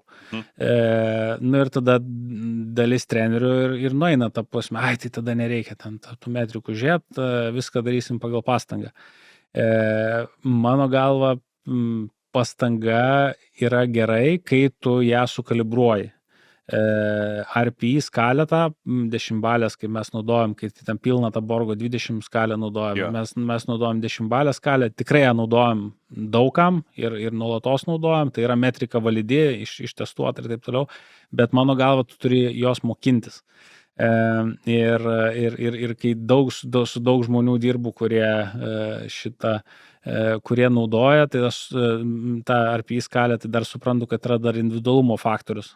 Kad yra žmonės, kurie niekad neparašys 6 ir niekad jiems nebus 6, jiems visą laiką yra 2 arba 1 ir jie jau gali iš nosies kraujas bėgti ir jie ten šitą jau akį žvairos, jie vis tiek sakys kokios 2,5 gal. Kiti būna, kurie tik atsistoja jau nuo kėdės ir jau 8. Ir tai labai individualu. Tai vienas dalykas, jeigu tu susikalibruoji, bet aišku, vidurkiai yra ten, tarkim, mes kai darom 100 laktato testų ir mes visą laiką greta pulso ir peiso, mes dar matuojam ir RPI skalę. Tai kai turi didelį datasetą, matai, kad maždaug ties ten 5, 6 yra pirmas lengstis, 7 yra antras lengstis, tai šiaip yra koreliacija, jeigu taip duomenys agreguotai pasižiūrėjęs, tai yra ten ta koreliacija, tai gali ir ypač jeigu žmogus jau yra, pavyzdžiui, daug dirbę su pulsu ir su laktatu ir jau gerai žino savo slenkščius, savo pastangas ir turi išlavintą jau gerą jauseną, kaip geri sportininkai, pavyzdžiui, treniravę, jau atbėga ten pat krapos ir klausia, koks bus laktatas, ten sako 2,3 ir parodo merka 2,4. Tai jie jau tiek yra sukalibravę savo jauseną su tom išorinėm metrikom, kad tai va tokiam sportininkam gali duoti treniruotės pagal RPI. Nes jie jau žino, jų RPI skalė yra labai didelės raiškos, jau žino, bet pavyzdžiui, žmogui, kuris tik pradeda treniruotis, ką tai reiškia? Tai dabar aš tau, nežinau, kokį nors duočiau labai keistą irklavimo prietaisą, nu kokį nors, nežinau, valtį, kur reikia sukti, žinai, jo ten, kaip nors ten kokį nors, žinai, pedalus. Ir vat sakyčiau, tai dabar vat valandą mink 5 pastangą. Tai ką tai tau reikštų? Tai būtų nulinė informacija. Nes ką tai reiškia, tu net nežinai, kaip čia veikia šitas aparatas. Gal po 10 kartų išplaukus ežere ir tos pedalus pasukus tu pradėsi suprast, tai, nu jo, po pusvalandžio nulūžo šitą pastangą, o čia buvo lengva, nu ir tada pradedi jau tą skalę dėliotis. Tai vat jeigu ją taip treniruoja ir turi trenerių, kuris ten irgi tave išjaučia ir susikalibruoja, tai, bet vis tiek už to turi būti kažkokia fiziologinė metrika. Kuri turi būti atskaitos taškas, nes kitaip tai tu plaukiai, tu vis tiek nežinai, koks čia fiziologinis impulsas. Ir mano galva, visos treniruotės, jeigu aš žinau, kad žmonės pasiekia rezultatų visaip, tai aš jokių būdų nesakau, kad tas metodas, kuriuo mes dirbam, yra kažko pranašesnis, bet tiesiog aš nesuprantu kitų. Aš sąžiningai nesuprantu, kaip tu gali treniruoti kažką arba duoti kažkokias užduotis, neturėdamas fiziologinės perspektyvos. Nežinau, ar atsakiau, čia toks, sakau, kompleksiškas labai klausimas tavo. Tai suprantu, kad vakuume jis yra, nebent jau, kaip ir minėjai, žmogus pažįsta savo kūną, susikalibravęs didelę raišką, tada okei. Bet vakuume be kitų metrikų, tai yra pieno riebumo matavimas. Pats, kai su žmonėm pradedu, tai jaučiau, kaip pradėjai kalbėti apie pradedančius bėgikus, tai pas mus kelionė būna tokia, kad taip, mes pradedam su skale juntama, bet tu tuo pačiu ir toj pačioj programėlėje, tebūnie tai bus Training Peaksai, tu žiūri, kokia koreliacija yra, pavyzdžiui, su širdies darbo. Ar ne? Ir per kažkurį laiką mes mokomės, kad tavo ta pastanga yra maždaug šitoj zonai. Tai yra tokiam darbo. Tai va, ir tada jau gali matyti ir pačiam bėgikui padėti, kad, jis sako, tarkim, bėgau 7-8 ten kažkur thresholdo pastangoj, bet pagal širdies darbą tu matai 5 zonoje, kaip ant 10-ko beveik sėdėjo žmogus. Tai va, tai šitoj vietoj padedi. Įdomu dar su metrikom ir trailo, kokia tavo nuomonė, tarkim, dabar bijau pamiloti, Strava tikrai turi ir Training Peaksai, tik vadina kitaip. Man atrodo, Strava vadina Gap'o. Gradient Pace. Jo. Kokia tavo nuomonė, tarkim, vienam irgi sakė, aš mėgstantis pagyginti žmogus, kiek teko pačiam pasigilinti, kiek tu duotum svorio tam Gap'ui? Tai, žinai, čia tikrai kažko gudraus nepasakysiu, tu gal ir labiau pasidomėjęs to, aš tai labai primityviai suprantu, žinai, tai dėl to, kad vis tiek tai yra, kiek aš žinau, tai yra reljefo techniškumo neįvertinanti metrika, tik tai žiūrinti pakilimo kampą ir jį normalizuojantį su peisu. Tai va ir atsakymas toksai, kad jeigu tu bėgi kokiu nors ten netechniškų trailų, tai visai informatyvu gali būti, tai žinai, palygintas pastangas, jeigu tai yra consistent metrika ir tu ją normalizuotai tiesiog visą laiką lyginė, tą patį su to pačiu, pavyzdžiui, RP ten su effortu ir tada ir su pulsu, ir tada su to grade adjusted pace'u, tai viskas gerai. Bet jeigu tada prasideda kažkoks labai smarkus techninis komponentas, tai tada jis nebeturi prasmės. Tai nes tada technika labiausiai, žinai, ir buvo. Tai toksai, toks ir atsakymas. Jo, dar, kitaip sakant, dar į skaičius įkišti trailo, kol kas mums nesigauna tokio universalaus skaičiaus turėti, kaip, pavyzdžiui, stadione, peiso. Jo, sunkiai, nebent ir mano, kas geriausiai iš mano praktikos atsiranda, tai vienas arba su Laurynu Remeika, mūsų klubiečių, jis labai gerai ten gerų challenge'ų ir klausimų praeitą sezoną besiruošdamas varžybom ir man kaip trenerių uždavė. Ir mes su jo, pavyzdžiui, standartizavom tokį jo tyrimo protokolą, kuris bėgo visą laiką tą pačią traselę į Kalnų parko ten šitą įkalnę ir mes ir ten berods valandos protokolas buvo bėgant tą pačią trasą, užkepinom pulsą, kurios negalėjo viršyti, tai jis turėjo neviršinamas tam tikro pulso, kuo daugiau kartų subėgioti aukštyn žemyn, kuo daugiau metrų surinkti. Ir tada tai gavos taip, kad toks namų darbų, toks namūdinis testas, pagal jo fiziologiją susidėliojom, žinai, kad pasižiūrėt, ar jis adaptuojas prie tam tikrų treniruočių blokų, ar jo tas fitnessas lipimo kyla. Tai, žinai, Tai jeigu tu turi arba tokius testukus susikonstruoji, arba turi kažkokias trasas tiesiog, kurias reguliariai bėgioji panašiom sąlygom, nes dauguma bėgikų vis tiek turi tuos savo tradicinius treniruočių maršrutus, kad, ten, jeigu tu bėgi Sapieginėj kiekvieną savaitgalį, tai labai tada pradeda, lengva darytis lygint, nes tas peisas trailė nieko nesako, bet jeigu tas peisas yra Sapieginės trasoj, tai tada jis labai daug sako ir pulsas. Tai tu taip po truputį tą gali tada žiūrėti. Tai nėra taip, kad mes visiškai neturėtume trailę už ko užsikabinti. Kitas dalykas, tai ką aš matau, kad vis tiek mes labai daug naudojam testų, lygumą, plento, tai mes vis tiek tos slenkščius ir viską nustatom ir tarp jų ir trailo performance koreliacija irgi labai didelė. Nes turbūt nesu tokio matęs atvejo, kad žmogus būtų nefit plente ir jo ten būtų visi skaičiai žymiai prastesni, bet jis aplenktų trailę žmogų, kuris yra žymiai labiau fit. Nebūna, vis tiek tai yra tas pats. Tai tu trailo adaptacijas gali šiek tiek sekti per plentą. Tai, kaip kitaip tariant, vartomės iš padėties kažkaip. Taip. Bet galėtų būti ir geriau. Jo, man patiko tavo atskaitos taškas dėl tos traselės, man net natūraliai irgi gavosi, toj pačioj Šveicarijoje aplink namą turiu valandos bėgimą. Tai ten yra kažkur 8,5 km ir 300 metrų. Tai jeigu būna didesnė pertrauka, lyga ar ten sezono pradžia, pabaiga, labai gerai pasimatuoti, tuo labiau ta pati Strava kaupiagi tavo ranus ir tą paskaičiuoja tavo relatyvų effortą. Tai tu matai, kaip tau sekas, tu čia progresuoji ar mažėjai.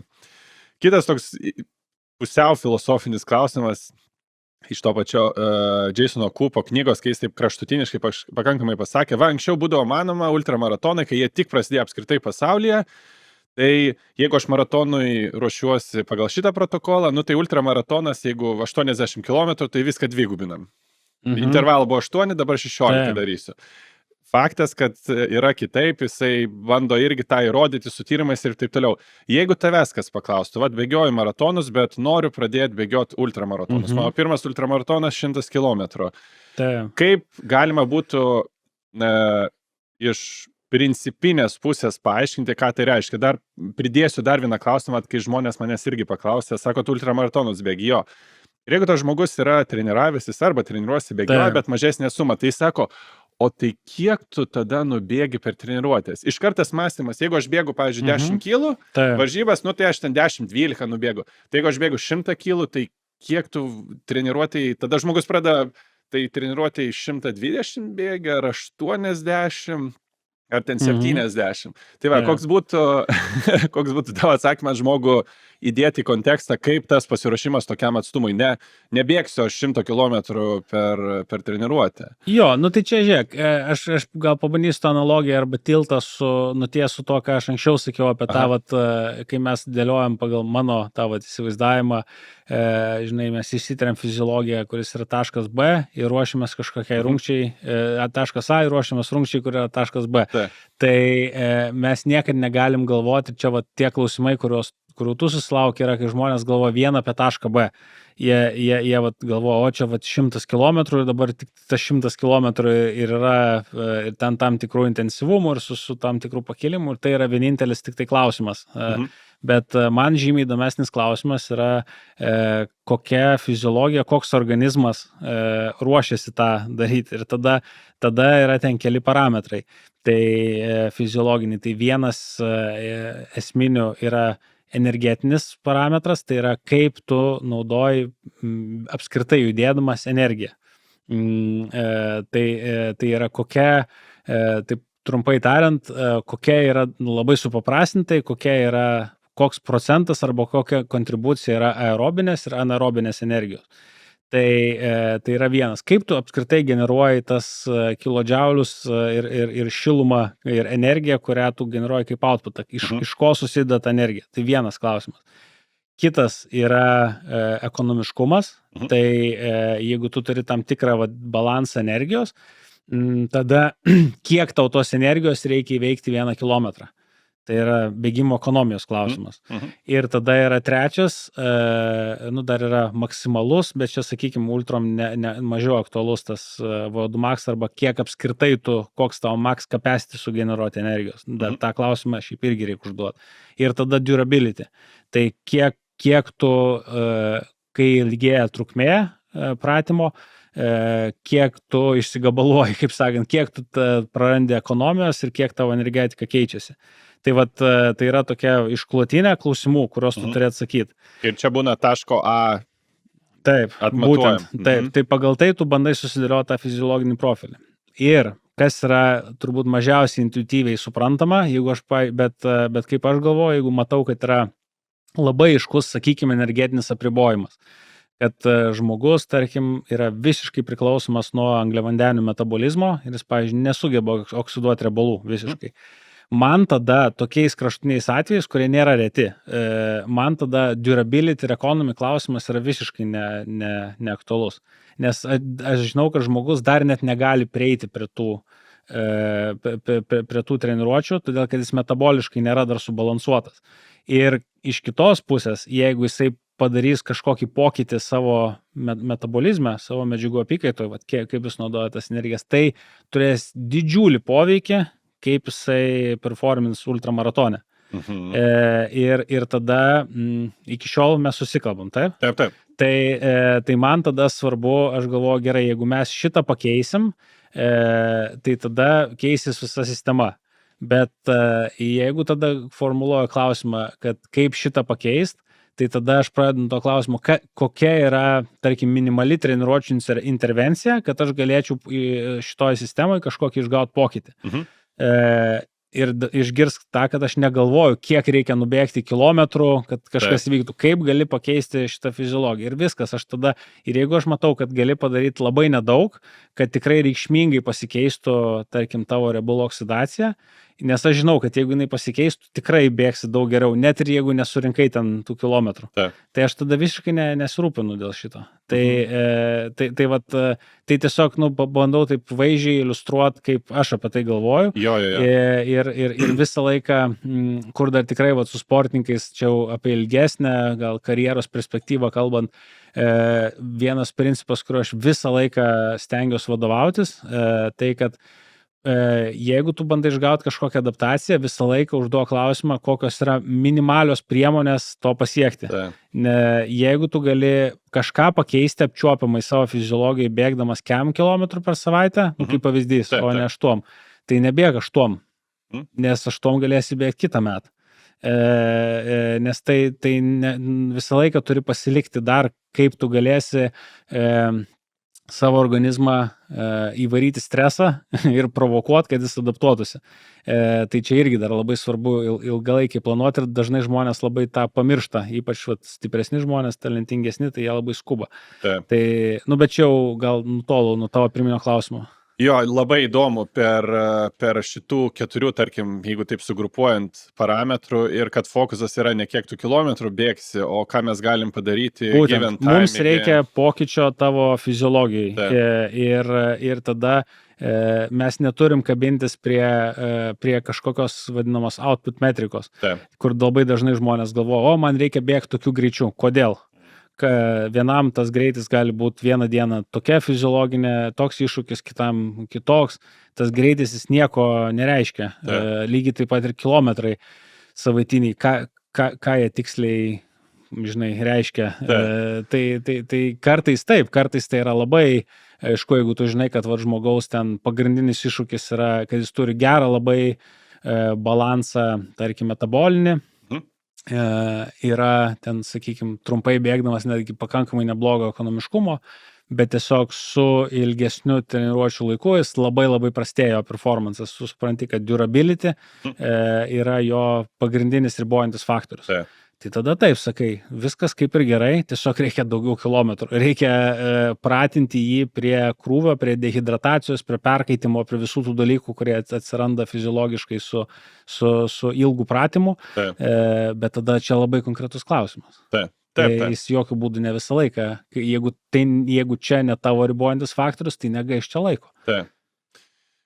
Gali išduoti paslaptį, kaip tokioj lygumų šaly kaip Lietuvoj padedi ultramaratonininkam ruoštis varžybose, kuriuose vyksta, tarkim, Alpėse. Reikia sukilimo būna 4, 5, 7, 8 ir 10 kilometrų būna nelimitas. Natūralus žmogaus, matyt, natūrali reakcija, tai kur čia dabar man susirast kalną ir tikrai ir pats esu daręs ne vieną, ne 2 treniruotės, kur tiesiog kapoji 3 kryžiuose, Karoliniškės, Sapieginėj, tą pačioj gali 2-3 ratus padarai ir to sukilimo. Bet skirtumas tada, ypač tiem, kurie jau ne pirmą kartą daro, nu tai ką, Sapieginė aš ten sulipau 20 metrų ir viskas, o ten varžybos reikės kilometrą kapoti, ar ne? Tai kokias jūs, kurias gali, aišku, išduoti gudrybės, naudojat, tarkim, pasiruošiant? Tai viską gali išduoti, nes čia tikrai nėra ko slėpti, čia daug metų eksperimentavimo tokio buvo ir kaip prisiderinti prie tų sąlygų, kurias mes turim, nes mano galva pilnai pasiruošti ultramaratonam Vilniui treniruojantis arba bet kur Lietuvoje yra sunku, dėl akivaizdžių dalykų, nes ten yra ilgi downhillai, yra šiaip visai kitas tas bėgimas, kiti gradientai ir taip toliau. Bet labai daug ką gali padaryti, nes tų metrų vertikalių pririnkti Vilniui tai nėra problemos. Jeigu tik tai gali su nuoboduliu dorotis, tai ten gali tikrai pagal tas trasas, kurias turim, tai horizontalių ir vertikalių kilometrų santykis yra niekuo neprastesnis negu Alpėse šiaip. Tik tai, kad nuobodoka. Tai per tuos eksperimentų sezonus, kas vis tiek Lietuvoje, žmonės, kurie gyvena Lietuvoje, bet, sakykime, ruošias jau ambicingai ir konkurencingai ultramaratonam, trailo, tai geriausias modelis, kad vis tiek per žiemą stengtis kuo labiau išgręžti plento treniruotės ir tikrai tą visą bazinę aerobinį fitnesą kiek įmanoma labiau pakelti atkarpom, tempiniais plentų treniruotėm, nesileidžiant. Nes yra tikrai mėnesių ir šitą, dabar jau vis mažiau, bet savaičių, kai labai sunku treniruotis. Tada mes dažniausiai jau pavasarėjant tikrai jau visas fokusas eina į tą vertikalių metrų rinkimą ir buvimą, kiek išeina Sapieginėj, Karoliniškėse, Kalnų parke ir taip toliau. Bet manau vis tiek yra kertinis dar dalykas visą laiką tai stovyklos. Tu turi vis tiek išvažiuoti į treniruočių stovyklas, bet joms turi būti jau tikrai gerai pasiruošęs. Tai mes jau turim ir kasmetinę tradiciją, mūsų maestro Edvardas Moseika, bėgikas, klubėdis, jisai dabar jau kelintus metus organizuoja tokius, kur mes suderinam tą ir socialinį smagumą ir ten, pavyzdžiui, išvažiuojam savaitę ir 10 dienų, bet jau ten būnam tikrai gerai pasiruošę ir ten kiekvieną dieną po kokias 4-5 valandas kokį darom didžiulį maršrutą. Ten jau būna mega perkrova, bet jau labai labai specifiška, ten bėgi jau šitą po kokį trailo maratoną vos ne kiekvieną dieną, tikrai gerai nusidaužai, tada 3 savaitės taperis ir būni puikios formos varžybinės.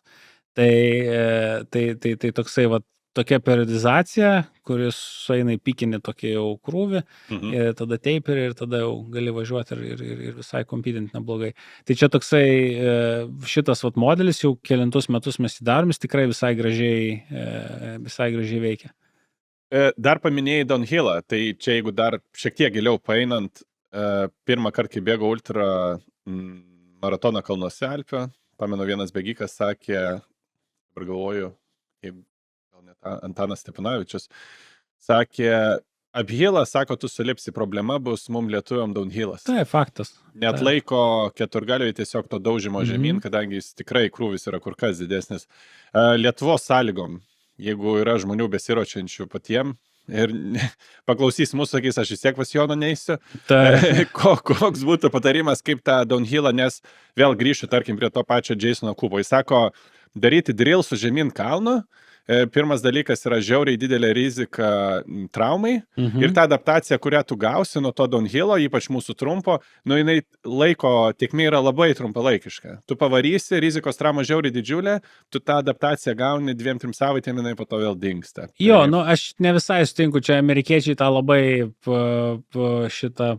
tą stumia idėją tokia, kad nereikia to downhillo treniruotis. Ir kad natūraliai jisai vos ne. Jo, kad čia užtenka, žinai, kaip pasižiūrė ilgą laiką ten beviltiškai gaudavo į kaulus nuo europiečių šitoje vietoje, kurie tą daunhilą visai rimtai priema ir treniruojasi.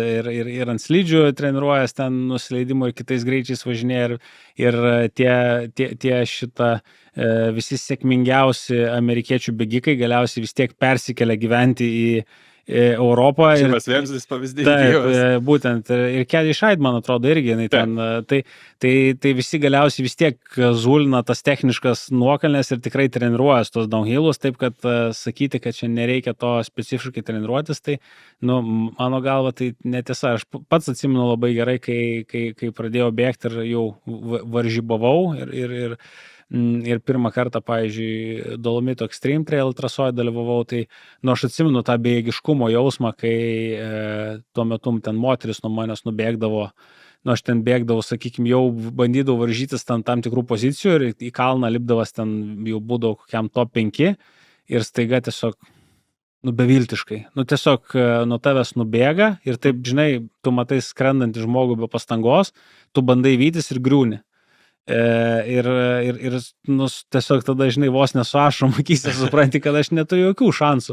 Bet tada atsimenu, grįžau, tada dariau namų darbus, radau ten pačius jau techniškiausius maršrutus Karoliniškėse, kur ten per šakas reikia, žinai, jau ten labai stačiam downhill'e, ten jau visiškai šokinėt, nuzulindavau jas ten ir, persilaužiau, tai tikrai netapau toks geras downhillo bėgikas kaip jau elitiniai ten italai tada su jais, bent jau atsilaikydavau downhilluose su savo lygio jau tais bėgikais, su kuriais kompitindavau ten iš alpinių šalių.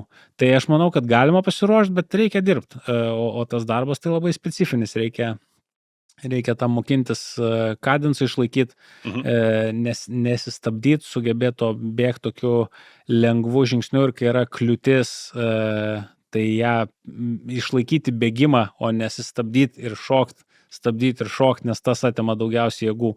Tai sugebėjimas nepamesti ritmo ir kitas dalykas, sugebėjimas rasti gerą trajektoriją, nes irgi yra jeigu taip sakai, ką patart bėgikam, taip ūkiškai, kurie nenori treniruotis, tai du yra refleksai. Vienas, tai kai mes pamatom kliūtį, mes norim sustot, tada apeiti kliūtį ir tada toliau bėgti, tai yra klaida. Kitas dalykas, mes ieškom kažkokios magiškos trajektorijos, leisdamiesi, ką labai dažnai su pradnukais matau, kad ten kažkokia šaka į šoną sukas, tada vėl ir pradeda tai zigzagais bėgti. Tai vienas, kad prirenka papildomų metrų, labai daug ir net turbūt per ultra, tai net ir kilometrų tu surenki papildomai. Ir ten, kai bėgi kažkokiu technišku šlaitu, tai nėra ten tos geresnės trajektorijos. Ten visur vienodai blogai. Tai tiesiog išmokti bėgti tiesom linijom, kiek įmanoma ir tas bėgti per kliūtis. Tai tokie dalykai, kad nepamest kadenso tai vadina žingsnio ritmo. Sugebėti įmažinti, atidaryti, bet išlaikyti dažnumą žingsnio. Ir kitas, kad bėgti linijom, o ne zigzagais. Bet tarp kitų dalykų, ten aišku laikysena, milijonas dalykų, bet čia pagrindinės dažniausios klaidos. Jo. Tai dar paminėjai pradinukus, tai paklausiu iš to milijono, jeigu dar du pavyzdžius, ar ne, ką matytum iš bekelės bėgikų ir even better, jeigu tai būtų bekelės bėgikai besiruošiantis tie pradedantieji, besiruošiantis ultramaratonui, kokias klaidas dar matai be netaisyklingo, tarkim, ar neefektyvaus ir neekonomiško išvengimo kliučių, kai aš pilnai sustoju, perlipu. Čia turėjau menį apie grinai bėgimo techniką, mechaniką, ar apskritai visą pasiruošimą? Gal net apskritai, jeigu matai netgi dar dažniau pasitaikančias klaidas, galbūt net mitybo ar kažkokiam mąstymo stereotipą, ar ne, kas liečia pasiruošimą pradedančiųjų pirmam ultramaratonui ir ypatingai bekeliai. Jo, tai mityba tai tikrai numeris 1 būtų, jau mano visi sportininkai ir mūsų klubiečių įpratę prie mano tų priekabių, nes man praktiškai niekas neįdomu daugiau, jeigu tik tai žmogus yra gerai susidėliojęs mitybos strategiją ir jos tikrai sugeba laikytis, žino, ką daro, tai aš žinau, kad viskas bus gerai. Nes ultramaratonas šiaip nėra taip sunku. Sunku, jeigu tu bonkini. Tada labai sunku. Ir labai liūdna, ir emocijos labai blogos ir taip toliau. Viskas yra mityba. Jeigu tu netgi su perlenktą pastangą ultramaratono pradžioj, lengviau kartais net atsistatyti, tai nebus gal toks jau geras performances, bet jis nebus toks tragiškas kaip kokiam maratone. Tai netgi su tuo tu gali, bet jeigu jau tikrai neprivalgai, tai tikrai bus tragiška. Ir jau ten nėra būdo, kaip išsisukti, tiesiog bus labai blogai. Tai va čia turbūt dažniausios ir klaidos būna, žmonės tiesiog neįsivaizduoja, kiek reikia suvalgyti, nors jau dabar daug ten ir mokslo, ir tyrimų, ir mes žinom, kad ten kartais net virš 100 gramų angliavandenių gali drąsiai valgyti, jeigu ypač greičiau bėgi, bet žmonėms vis dar taip baisu. Ačiū Dievui, dabar atsiranda vis daugiau jau geliukų, kurie turi didelės angliavandenių koncentracijas, nes kai reikėdavo prieš kelis metus sakyti, kad tau reikia 4 geliukus per valandą valgyti, tai būdavo žmonėms tikrai nejauku ir brangu labai. Tai mityba pagrindinis dalykas, o daugiau. Psichologiniai gal stereotipai kažkokie? Psichologiniai, aš nežinau, gal tu gali pasidalinti kažką, jeigu tu klausi ir turi kažką jau mintyje. Manau, ką girdžiu, tai tarkim iš besiruošiančių būna ilgabėgis. Nubėga žmogus 30 km ir sako, žinai, aš dabar pagalvoju, nubėgau 3 km, žiauriai pavargęs, o man 100 reikės bėgti. Tai dar 3 kart tiek. Tai čia kaip? Aš bent jau asmeniškai bandau čia, jeigu irgi pats į savo tą klausimą atsakam, tai aš bandau atsakyti ir, pirmas dalykas, tu dėk ir į kontekstą, tu savaitės eigoje turėjai intervalus, arba net 2, dabar ilgabėgis, tai yra pikinė savaitė, tavo organizmas jau yra akumuliavęs nemažą krūvį. Tu ryte, kai stoji prie 30 kg bėgimo, tavo koja šviežias buvo? Ne, tu jau pavargęs buvai, tai čia viena iš treniruočių esmių yra. Tai kitas dalykas, tas ilgabėgis, tai jau nevaržybos ir motyvacija gali būti visai kita bėgimo ir panašiai. Tai bet čia, žinok, kontekste turi laikyti tą. Tai galioja, aš kai kaip treneris dirbu nuo 800 metrų bėgikų iki ultramaratonininkų ir ten paros bėgikų, tai, žinok, šitas nesikeičia jokioj rungtynės, kai bėgi, pavyzdžiui, 800 metrų bėgikai, čia yra klasikinis scenarius, kai pirmą kartą ateina į stadioną, tarkim, sezono pradžioj, ir subėga 200 metrų savo 800 metrų peisu. Ir akis didelės, tai aš sako, aš net rato nenubėgčiau tokiu greičiu. Ir tai pagalvoju, tai 4 kartus šitaip apibėgti šitokiu greičiu, kaip aš dabar 200 metrų, be šansų. Tiesiog atrodo, kad čia nesąmonė, žinai, bet tada pradedi daryti treniruotės, pradedi ten išbėgi varžybas, žiūri, kad kažkaip bėgi, viskas gerai. Tai čia visą laiką, čia tiesiog taip galva veikia mūsų ir su ultramaratonais ir maratonu lygiai tas pats, kur atrodo, ypač jeigu ten, aš puikiai atsimenu, kai pirmą kartą kalnų šimtinę bėgau, ir ties 60 km taip supratau, kad jau visai pasportavau, taip jau jaučiuosi, jau fizinio aktyvumo tas normas dienos įgyvendinęs, jau kaip ir norėčiau pasilsėti ir kažką jau fainesnio veiksiu šitą dieną ir dar kem kilų. Tai toksai, kai taip susidėlioja, tada jo, taip nejauku, bet kai tam pradedi galvoj kažkaip į kitus dalykus kreipdėmėsi, tai žiūri, susivalgo tiek jam kilų. Aš dar dažnai pastebiu, pakankamai natūraliai žmonės ir į tą coping mechanizmą nueina.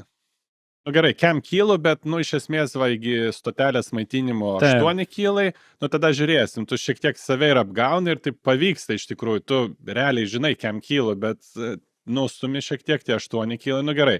Po stotelės, po jos tik tai 12 kilų ir ten daugiau flato ir downhillo, tai ten pajudėsiu. Tai tas išskaidimas irgi pastebėjau, tarkim, ypač po pirmų varžybų, pas žmogų atsiranda tas natūralus skaidimas to atstumo. Visiškai. Jo, aš tai dar kitą dalyką, kur bandau visą laiką rasti, pavyzdžiui, iš savo patirties, kiek esu bėgęs, tai bandau rasti kažkokią metriką, kuri skamba mažiausiai baisiai. Tai atsimenu, kad bėgau vieną iš paskutinių ultramaratonų Kuršių Nerijoj, 70 kg ir pasiskaičiau, kad 7 kg, atrodo taip, nei daug, nei mažai, bet jeigu į valandas pasižiūrėti, tai ten 5 valandos kažkas ten tokio. 5 valandas bėgti? Ne, čia tai tikrai nebaisu. Ir tada atsimenu galvoju, bet žiūrėk, Sanė bėga parą, žymiai greičiau šutina. Tau para ir 5 valandos. Tu bėgsi tik 5 valandas. Jisai bėga parą. Ir tada visą laiką savo, tai para 5 valandos, čia net apšilimas, nu čia net nesiskaito. Ir taip kažkaip bėgu ir savo net ir trasoju visą laiką. Tuo atveju man labai padėjo, prisimenu, Sanė bėga parą, tu bėgi 5 valandas. Čia nieko nėra, čia toj baigsis. Ir kažkaip man tas labai padėjo, kažkaip nu, tą visą, man tiesiog optiką perdėliai, žinai, perspektyvą ir tada visai kitaip galvos. Tai šitai visokių tokių dalykų tikrai gali apžaisti save. Taip. To psichologinė galia tai vienareikšmiškai. Aš irgi gal vienas iš ryškiausių pavyzdžių buvo, tai kai tik nesenai buvo atsiradęs takas aplink Vilnių, galvojau, nu, kai Vilniečių reikia apibėgti. Tai aš pamenu, 50 kilometrė, dabar atsimenu savo žmonai, sakau, atsisėdau, jinai viskas, kas kažkiek laiko privažiuodavo, aš jai sužymėjau taškus, aš atsisėdau atidarytoj bagažinį mašinai, liūdnas jau toks, sakau, jau aplankė mane liūdesėlis ir aš galvoju, aš dar nei pusės nenubėgau ir ta antra pusė, tu nelabai apie ją nori galvoti. Ir aš pamenu labai tiksliai, bėgu per viaduką link Tūkstantmečio gatvė berods. Ir tenais kažkur yra jau riba, kai lieka kem 2 kilai iki mano finišo, jisai ten, žodžiu, prie Santariškių. Ir tada jau smegenys suprantu, o kem 2 kilai, tu tiek nubėgėsi. Fiziškai atrodo lengviau pasidarė. Nors tu dar 3 kilų daugiau padarei. Tai va, ir tas atstumai mažėjant, tu atrodo jį, kuo tu realiau jį supranti ir gali vertinti kažkokiam matavime, nu, kaip tu sakai, optiką pakeiti, bam, atrodo energijos tos atsiranda. Taip, aš lygiai tą patį, atsimenu, kai treniruodavus, kai buvo klasika tas apeiginės ratas, tuo metu ten buvo 14 kilų, tokia tas lūpas. 700 metrų berods ar 7? To mažiau, dabar jau ten Hebra prikūrė. Yra kampų, kur yra kampų daugiau, tai ten, man atrodo, 14 kilų ir 600 pem buvo kažkas tokio, tas klasikinis ratas. Tai aš, pavyzdžiui, ten jis labai panašus, dažniausiai būdavo distribucija ir pakilimo ir horizontalių kilometrų kaip ir ultrose. Tai tai matuodavus apeiginės trasom. Taip, žinai, kad nu, ten tik kiekvieną dieną bėgi. Tai čia tik tai, ten dar 2. Ir dan. Ir eini namo. Tai kažkaip taip, visokių tokių prisigalvoja. Jo, žaidimukų. Jo, ir kas fainas smegenys, kartais po tų varžybų ir natūraliai sukuria. Porą tokių paskutinių įdomių, spalvotesnių gal klausimų turiu. Tai pirmas, norėjau tavo nuomonės paklausti, yra kalbų dabar apie kalbėti ir su Arnu apie kultūrą bekelės, ar ne? Ir jūs tikrai prisidedat labai stipriai prie jos formavimo Lietuvoje. Yra kalbu apie olimpinėje atsirandančią ultra bėgimą. Tai ultra gal ir šiai dienai, bent jau man atrodo, nu jinai dar tokia wild yra. Viena ultra nuo kitos, 100 kilų ir 5 kilai sukilimo, kitoj ultra yra diena ir naktis. Ten gal parankiasi tokiais bėgamais kalnais, o čia Alpėse su lazdom ir už grandinių užsikabinę.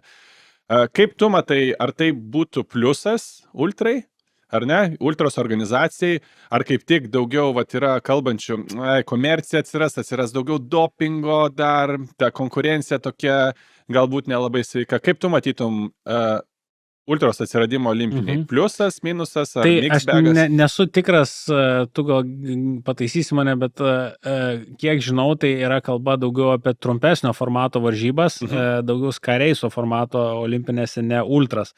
Aš nustepčiau, jeigu tikrai pilnavertis ultramaratonas olimpiadoje atsirastų. Taip, bet tai yra jau trailo varžybos daugiau negu ultra. Bet sunkiau pamatuojamos, nėra 800 metrų ir, taip sakant, čirai. Ne, tai čia olimpinėse, žinai, yra labai daug sunkiai pamatuojamų ir labai subjektyvių sporto šakų ir, žinai, olimpiados tas sporto sudėtis labai dažnai keičiasi ir ateina sportai, kurie ten išsibando, neišlieka, išeina, kartais net labai klasikiniai sportai, kur galvoja, kad niekad neišeina, viskas keičiasi, tai aš tikrai nesu kažkoks tradicionalistas ar prisirišęs prie, žinai, kažkokio tai formato. Manau, viskas turi keistis ir gerai, kad keičiasi ir turi keistis. Tai trailui atsirasti kaip ir, pavyzdžiui, laipiojimas, labai geras pavyzdys, nes dabar jau mažiau seku, bet vienu metu tai intensyviai ir laipiojau, turiu omeny sienom, boulderinimo. Tai ten mačiau kaip tik tą lūžį, kai laipimas tapo olimpinė sporto šaka. Ir iš tokio visiškai undergroundinio punkų, ir ten tikrai buvo pradžia tai tokiam hipių, žinai, Yosemite slėnį, tokia hipių berūkančių žulytę veikla ir ten visiškai counterculture, žinai, veiksmas ir jis tapo visiškų mainstreamų su daug brandų, daug ten sponsorių ir taip toliau. Tai nieko tas nenukentėjo laipimas. Toliau žmonės, kurie nori daryti tai alternatyviai arba ten užsiminėti su draugais, jie toliau tą gali daryti, bet ir atsirado ir profesionalų sporto pusė. Tai tikrai nemanau, kad nukentėjo kažkas nuo to. Gal kaip tik daugiau net atsirado žinių, sklaidos apie tai, kaip tu daryti taisyklingai. Būtent. Tai kaip ir trail ultras vis tiek ten visokie backyard ultra arba šitas kaip dabar Barkley, kur ten pasunkino trasą ir nieks neįveikia. Jo, tai, kad UTMB jau tampa, žinai, kad Ironmano brandas nusipirko UTMB ir tai tapo jau visiškai komercinių projektų, tai nepanaikina Barkley Marathons. Tai visi šitie dalykai tikrai gali koegzistuoti ir manau, kad čia viskas to gerai. Tai aš kažkaip tai visai, o tas sporto profesionalėjimas, kad mes ten turim dabar, sakykime, visi lygiuojamės jau įtra taškais, kad yra jau tas varžybų, žinai, tinklas, kur susirenka stipriausi bėgikai ir gali akistotai pasilyginti, kaip dabar ten, žinai, Kilianas su Vomstu, žinai, Kenti ir kad jau yra tie, žinai, formatai, kad turnyrai yra ir taip toliau, tai man atrodo sportui tai kaip tik yra gerai, nes jeigu sportas neturi to konkurencingumo aspekto, tai jis vis tiek, man atrodo, nelabai, sunku išlikti labai sportui, tai, žinai, jo, tai yra vis dėlto svarbi sporto dalis, o su tuo ateina ir vis kiti dalykai. Ne pačiam Kentyje, man atrodo, 3 patų inžinierius atbėgo Hokos, kaip ir UTMB laimėjo, kas yra tikrai inspiruojanti istorija. Taip. Jo, tai jisai ten kietas bėgikas, jis jau parodęs UTMB, ką gali, tai ten... Taip, apdėjęs tiem, kuriem pilna darbo diena yra bėgimas kaip profesija. Jo. Tai paskutinis klausimas tokių 2 spalvų, juodos, baltos, ar ne, tai kad užbaigti ir tą linksmesnę gaidą, tai gal pradėkim nuo juodos spalvos, ar ne, trailo kultūra Lietuvoje tikrai ilgą laiką ten ir formuojanti organizacija yra ir tu esi jos dalis. Kur matytų mes dar straglinam su ta kultūra, ar ne, kur norėtų matyti ar greitesnį pokytį, arba apskritai atsirandantį pokytį, ar ne? O antra, ta šviesesnė būtų užbaigimui, kur tu matai gal didžiausią pokytį, kuris tau tikrai pačiam labiausiai imponuoja ir džiaugsmą kelia. Jo, tai labai paprastai atsakysiu ir konkrečiai. Mano galva, jeigu mes norim, kad ta trailo kultūra kažkaip judėtų, tai mes vis tiek turim profesionalėti. Aišku, dabar yra tikrai mėgėjų bendruomenė stipri, daug stipresnė negu buvo per paskutinius ten 5, 6 ar 7 metus, nes ten tikrai, jeigu taip trumpai Lietuvos trailo istorija, tai ta pradžia buvo, kada ten mes 3 gal pradėjom, Andrius Ramonas, Gedinas Grinius, aš ten po to Vaidas prisijungė po metų ar 2 ir tada visi labai, ten buvo ta ir pasaulio pirmoji jau trailo varžybų banga, Transgran Canaria, ten varžybos Transvulkanija, ten Western States jau labai iškilo ir ten tada buvo tas didelis vajus, ten Kiliano, Krupickos dar ten tas pirmas, tai buvo, sakykime, iš visur pasaulyje tas pirmas toks trail vajus ir atėjimas ir ant to ir Lietuvoje ten ypač sugedo rezultatais, tai buvo didelis labai toksai amplūdis po to, kuris labai smarkiai nuslūgo. Nes Gediminas ten savo keliais pasuko ir šitą pradėjo daugiau tarptautinę publiką koncentruotis, kas labai suprantama. Ir Andrius Ramonas išvažiavo iš vis į kitą pasaulio kraštą. Zelandija berods. Jo, tai ten kažkaip viskas taip vienu metu tikrai buvo nuslopę ir nuslūgę. Tai pastaraisiais metais labai vėl atsirado, nes atsirado labai stiprių bėgikų, vėl tikrai tie rezultatai, dabar yra ką stebėti, ten ir Vincentą, ir Laura, ten ir Rima, ir ten Viktorija, daug, dabar tik tai jokių būdų nenoriu, kad šitas sąrašas nuskambėtų kaip baigtinis. Jis nėra baigtinis. Tai šitą... Ir čia labai smagu, kad paminėjai ir moterišką lytį, kuri tikrai, manau, pradžioj Taip, buvo... šitą tai galiu drąsiai pasakyti, kad moteris dabar tempia Lietuvoje visą treilo traukinį ir tai yra žiauriai gražu ir šitą aš tai tiesiog didžiuojas, kad galiu tą matyti ir kažkiek prisidėti, bet čia yra tiesiog fantastika. Labai tas gerai. Bet tai čia ta geroji dalis ir manau, kad kaip lygiai taip pat kaip ir lengvojo atletikoje, kaip ir pavyzdžiui, mes labai gerai matom, kaip orientavimosi, sportas, orientacininkai, pavyzdžiui, Lietuvoje, jie labai daug dėmesio skiria jaunimo ugdymą. Ir tikrai yra treneriai, kurie ir federacija, ir treneriai, kurie profesionaliai užsiema tuo ir stengiasi tą jaunimą taip tikslingai ruošti sportui. Tai treilė aš norėčiau, kad Lietuvoje irgi atsirastų kažkas panašaus. Jeigu mes norim tų rezultatų, tai mes turim ugdyti jau sportininkus tom rungtim. Kuo labiau treilas profesionalės, tuo taps sunkiau žmogui, kuris ten turi dieninį darbą ir 2 vaikus. Ten yra Laura, kuris sugeba pasiekti elitinį lygį iš tokiomis sąlygomis, bet tai taps vis sunkiau, kai tas sportas profesionalės ir ilgainiui, bet čia jau yra ta trajektorija, kuri jau tęsis eilę metų. Turime meni, kad daugės konkurencijos. Jo, ir kad ir daugės konkurencijos, daugės pinigų ir atsiras žmonės, kurie tiesiog specializuojasi tame ir pavyzdžiui, pradeda, nes matos, kaip italai, kaip prancūzai, kaip kiti jau ruošia nužymiai nuo ankstesnio amžiaus tos vaikus ir ilgainiui tu su jais nebepakonkuruosi. Jeigu kažkas, čia kaip į kokią lengvąją pusantrinės ten, tu gali būti kiek nori talentingas, bet tu nepakonkuruosi su kitu talentingu bėgiku, kuris 10 metų tikslingai treniruojas. Ilgiau negu... Jo, tai tu nepasivysi jo niekaip. Tai tas ilgainiui atsitiks ir treilė. Tai aš manau, kad šitas čia būtų turbūt toks, jis labai sudėtingas visaip struktūriškai, nes reikia organizacijų, reikia iniciatyvų, reikia pinigų, bet mano galva, tai čia turėtų būti sekantis ėjimas. O iš to, žiūrint atgal retrospektyviai, didžiausias pokytis pozityvus, kur prisiminė arba dabar galbūt net pagalvojęs, įvertintum, kad taip, čia buvo didžiuliai žingsniai, šuoliai net padaryti Lietuvoje nuo pat pradžių. Viskas Lietuvoje priklauso nuo pačių bėgikų mėgėjų entuzijazmo. Viskas, kas įvyksta gražaus, tai vyksta per tos mažus kabutėse, mažus dalykus, kai kažkas suorganizuoja varžybas, kai kažkas suorganizuoja maitinėlę, stotelę kažkokią palaikymo, kažkas suorganizuoja social runą, kažkas ten pasidalina kažko Facebook'e, tai šitie dalykai ir yra bendruomenė, tai ir yra ta kultūra. Čia nėra kažkas, kas dar iš šono ateitų. Tie maži gestai, ta kasdienybė, kurią tu kiekvieną dieną darai, tai ir yra ta kultūra. Tai kad dabar jau yra tikrai skaičius visai nemažo žmonių ir aš mačiau tą laikmetį, kai to visai buvo dingę ir nebuvo ir kai dabar tas vėl taip gyva ir viskas čia vyksta ir tai galiausiai iš to viskas ir gyva ir tas dabar visai stipru. Jo, galiu tik pritarti ir padėkoti, Jonai. Pirma tikrai galvoju vieną žodį, tikrai, wow, pokalbį. Labai spalvota, linksma, edukacinė. Antras dalykas už prisidėjimą, nežinau, visom 10 prie to kūrimo, bekelės bėgimo ir apskritai bėgimo Lietuvoje.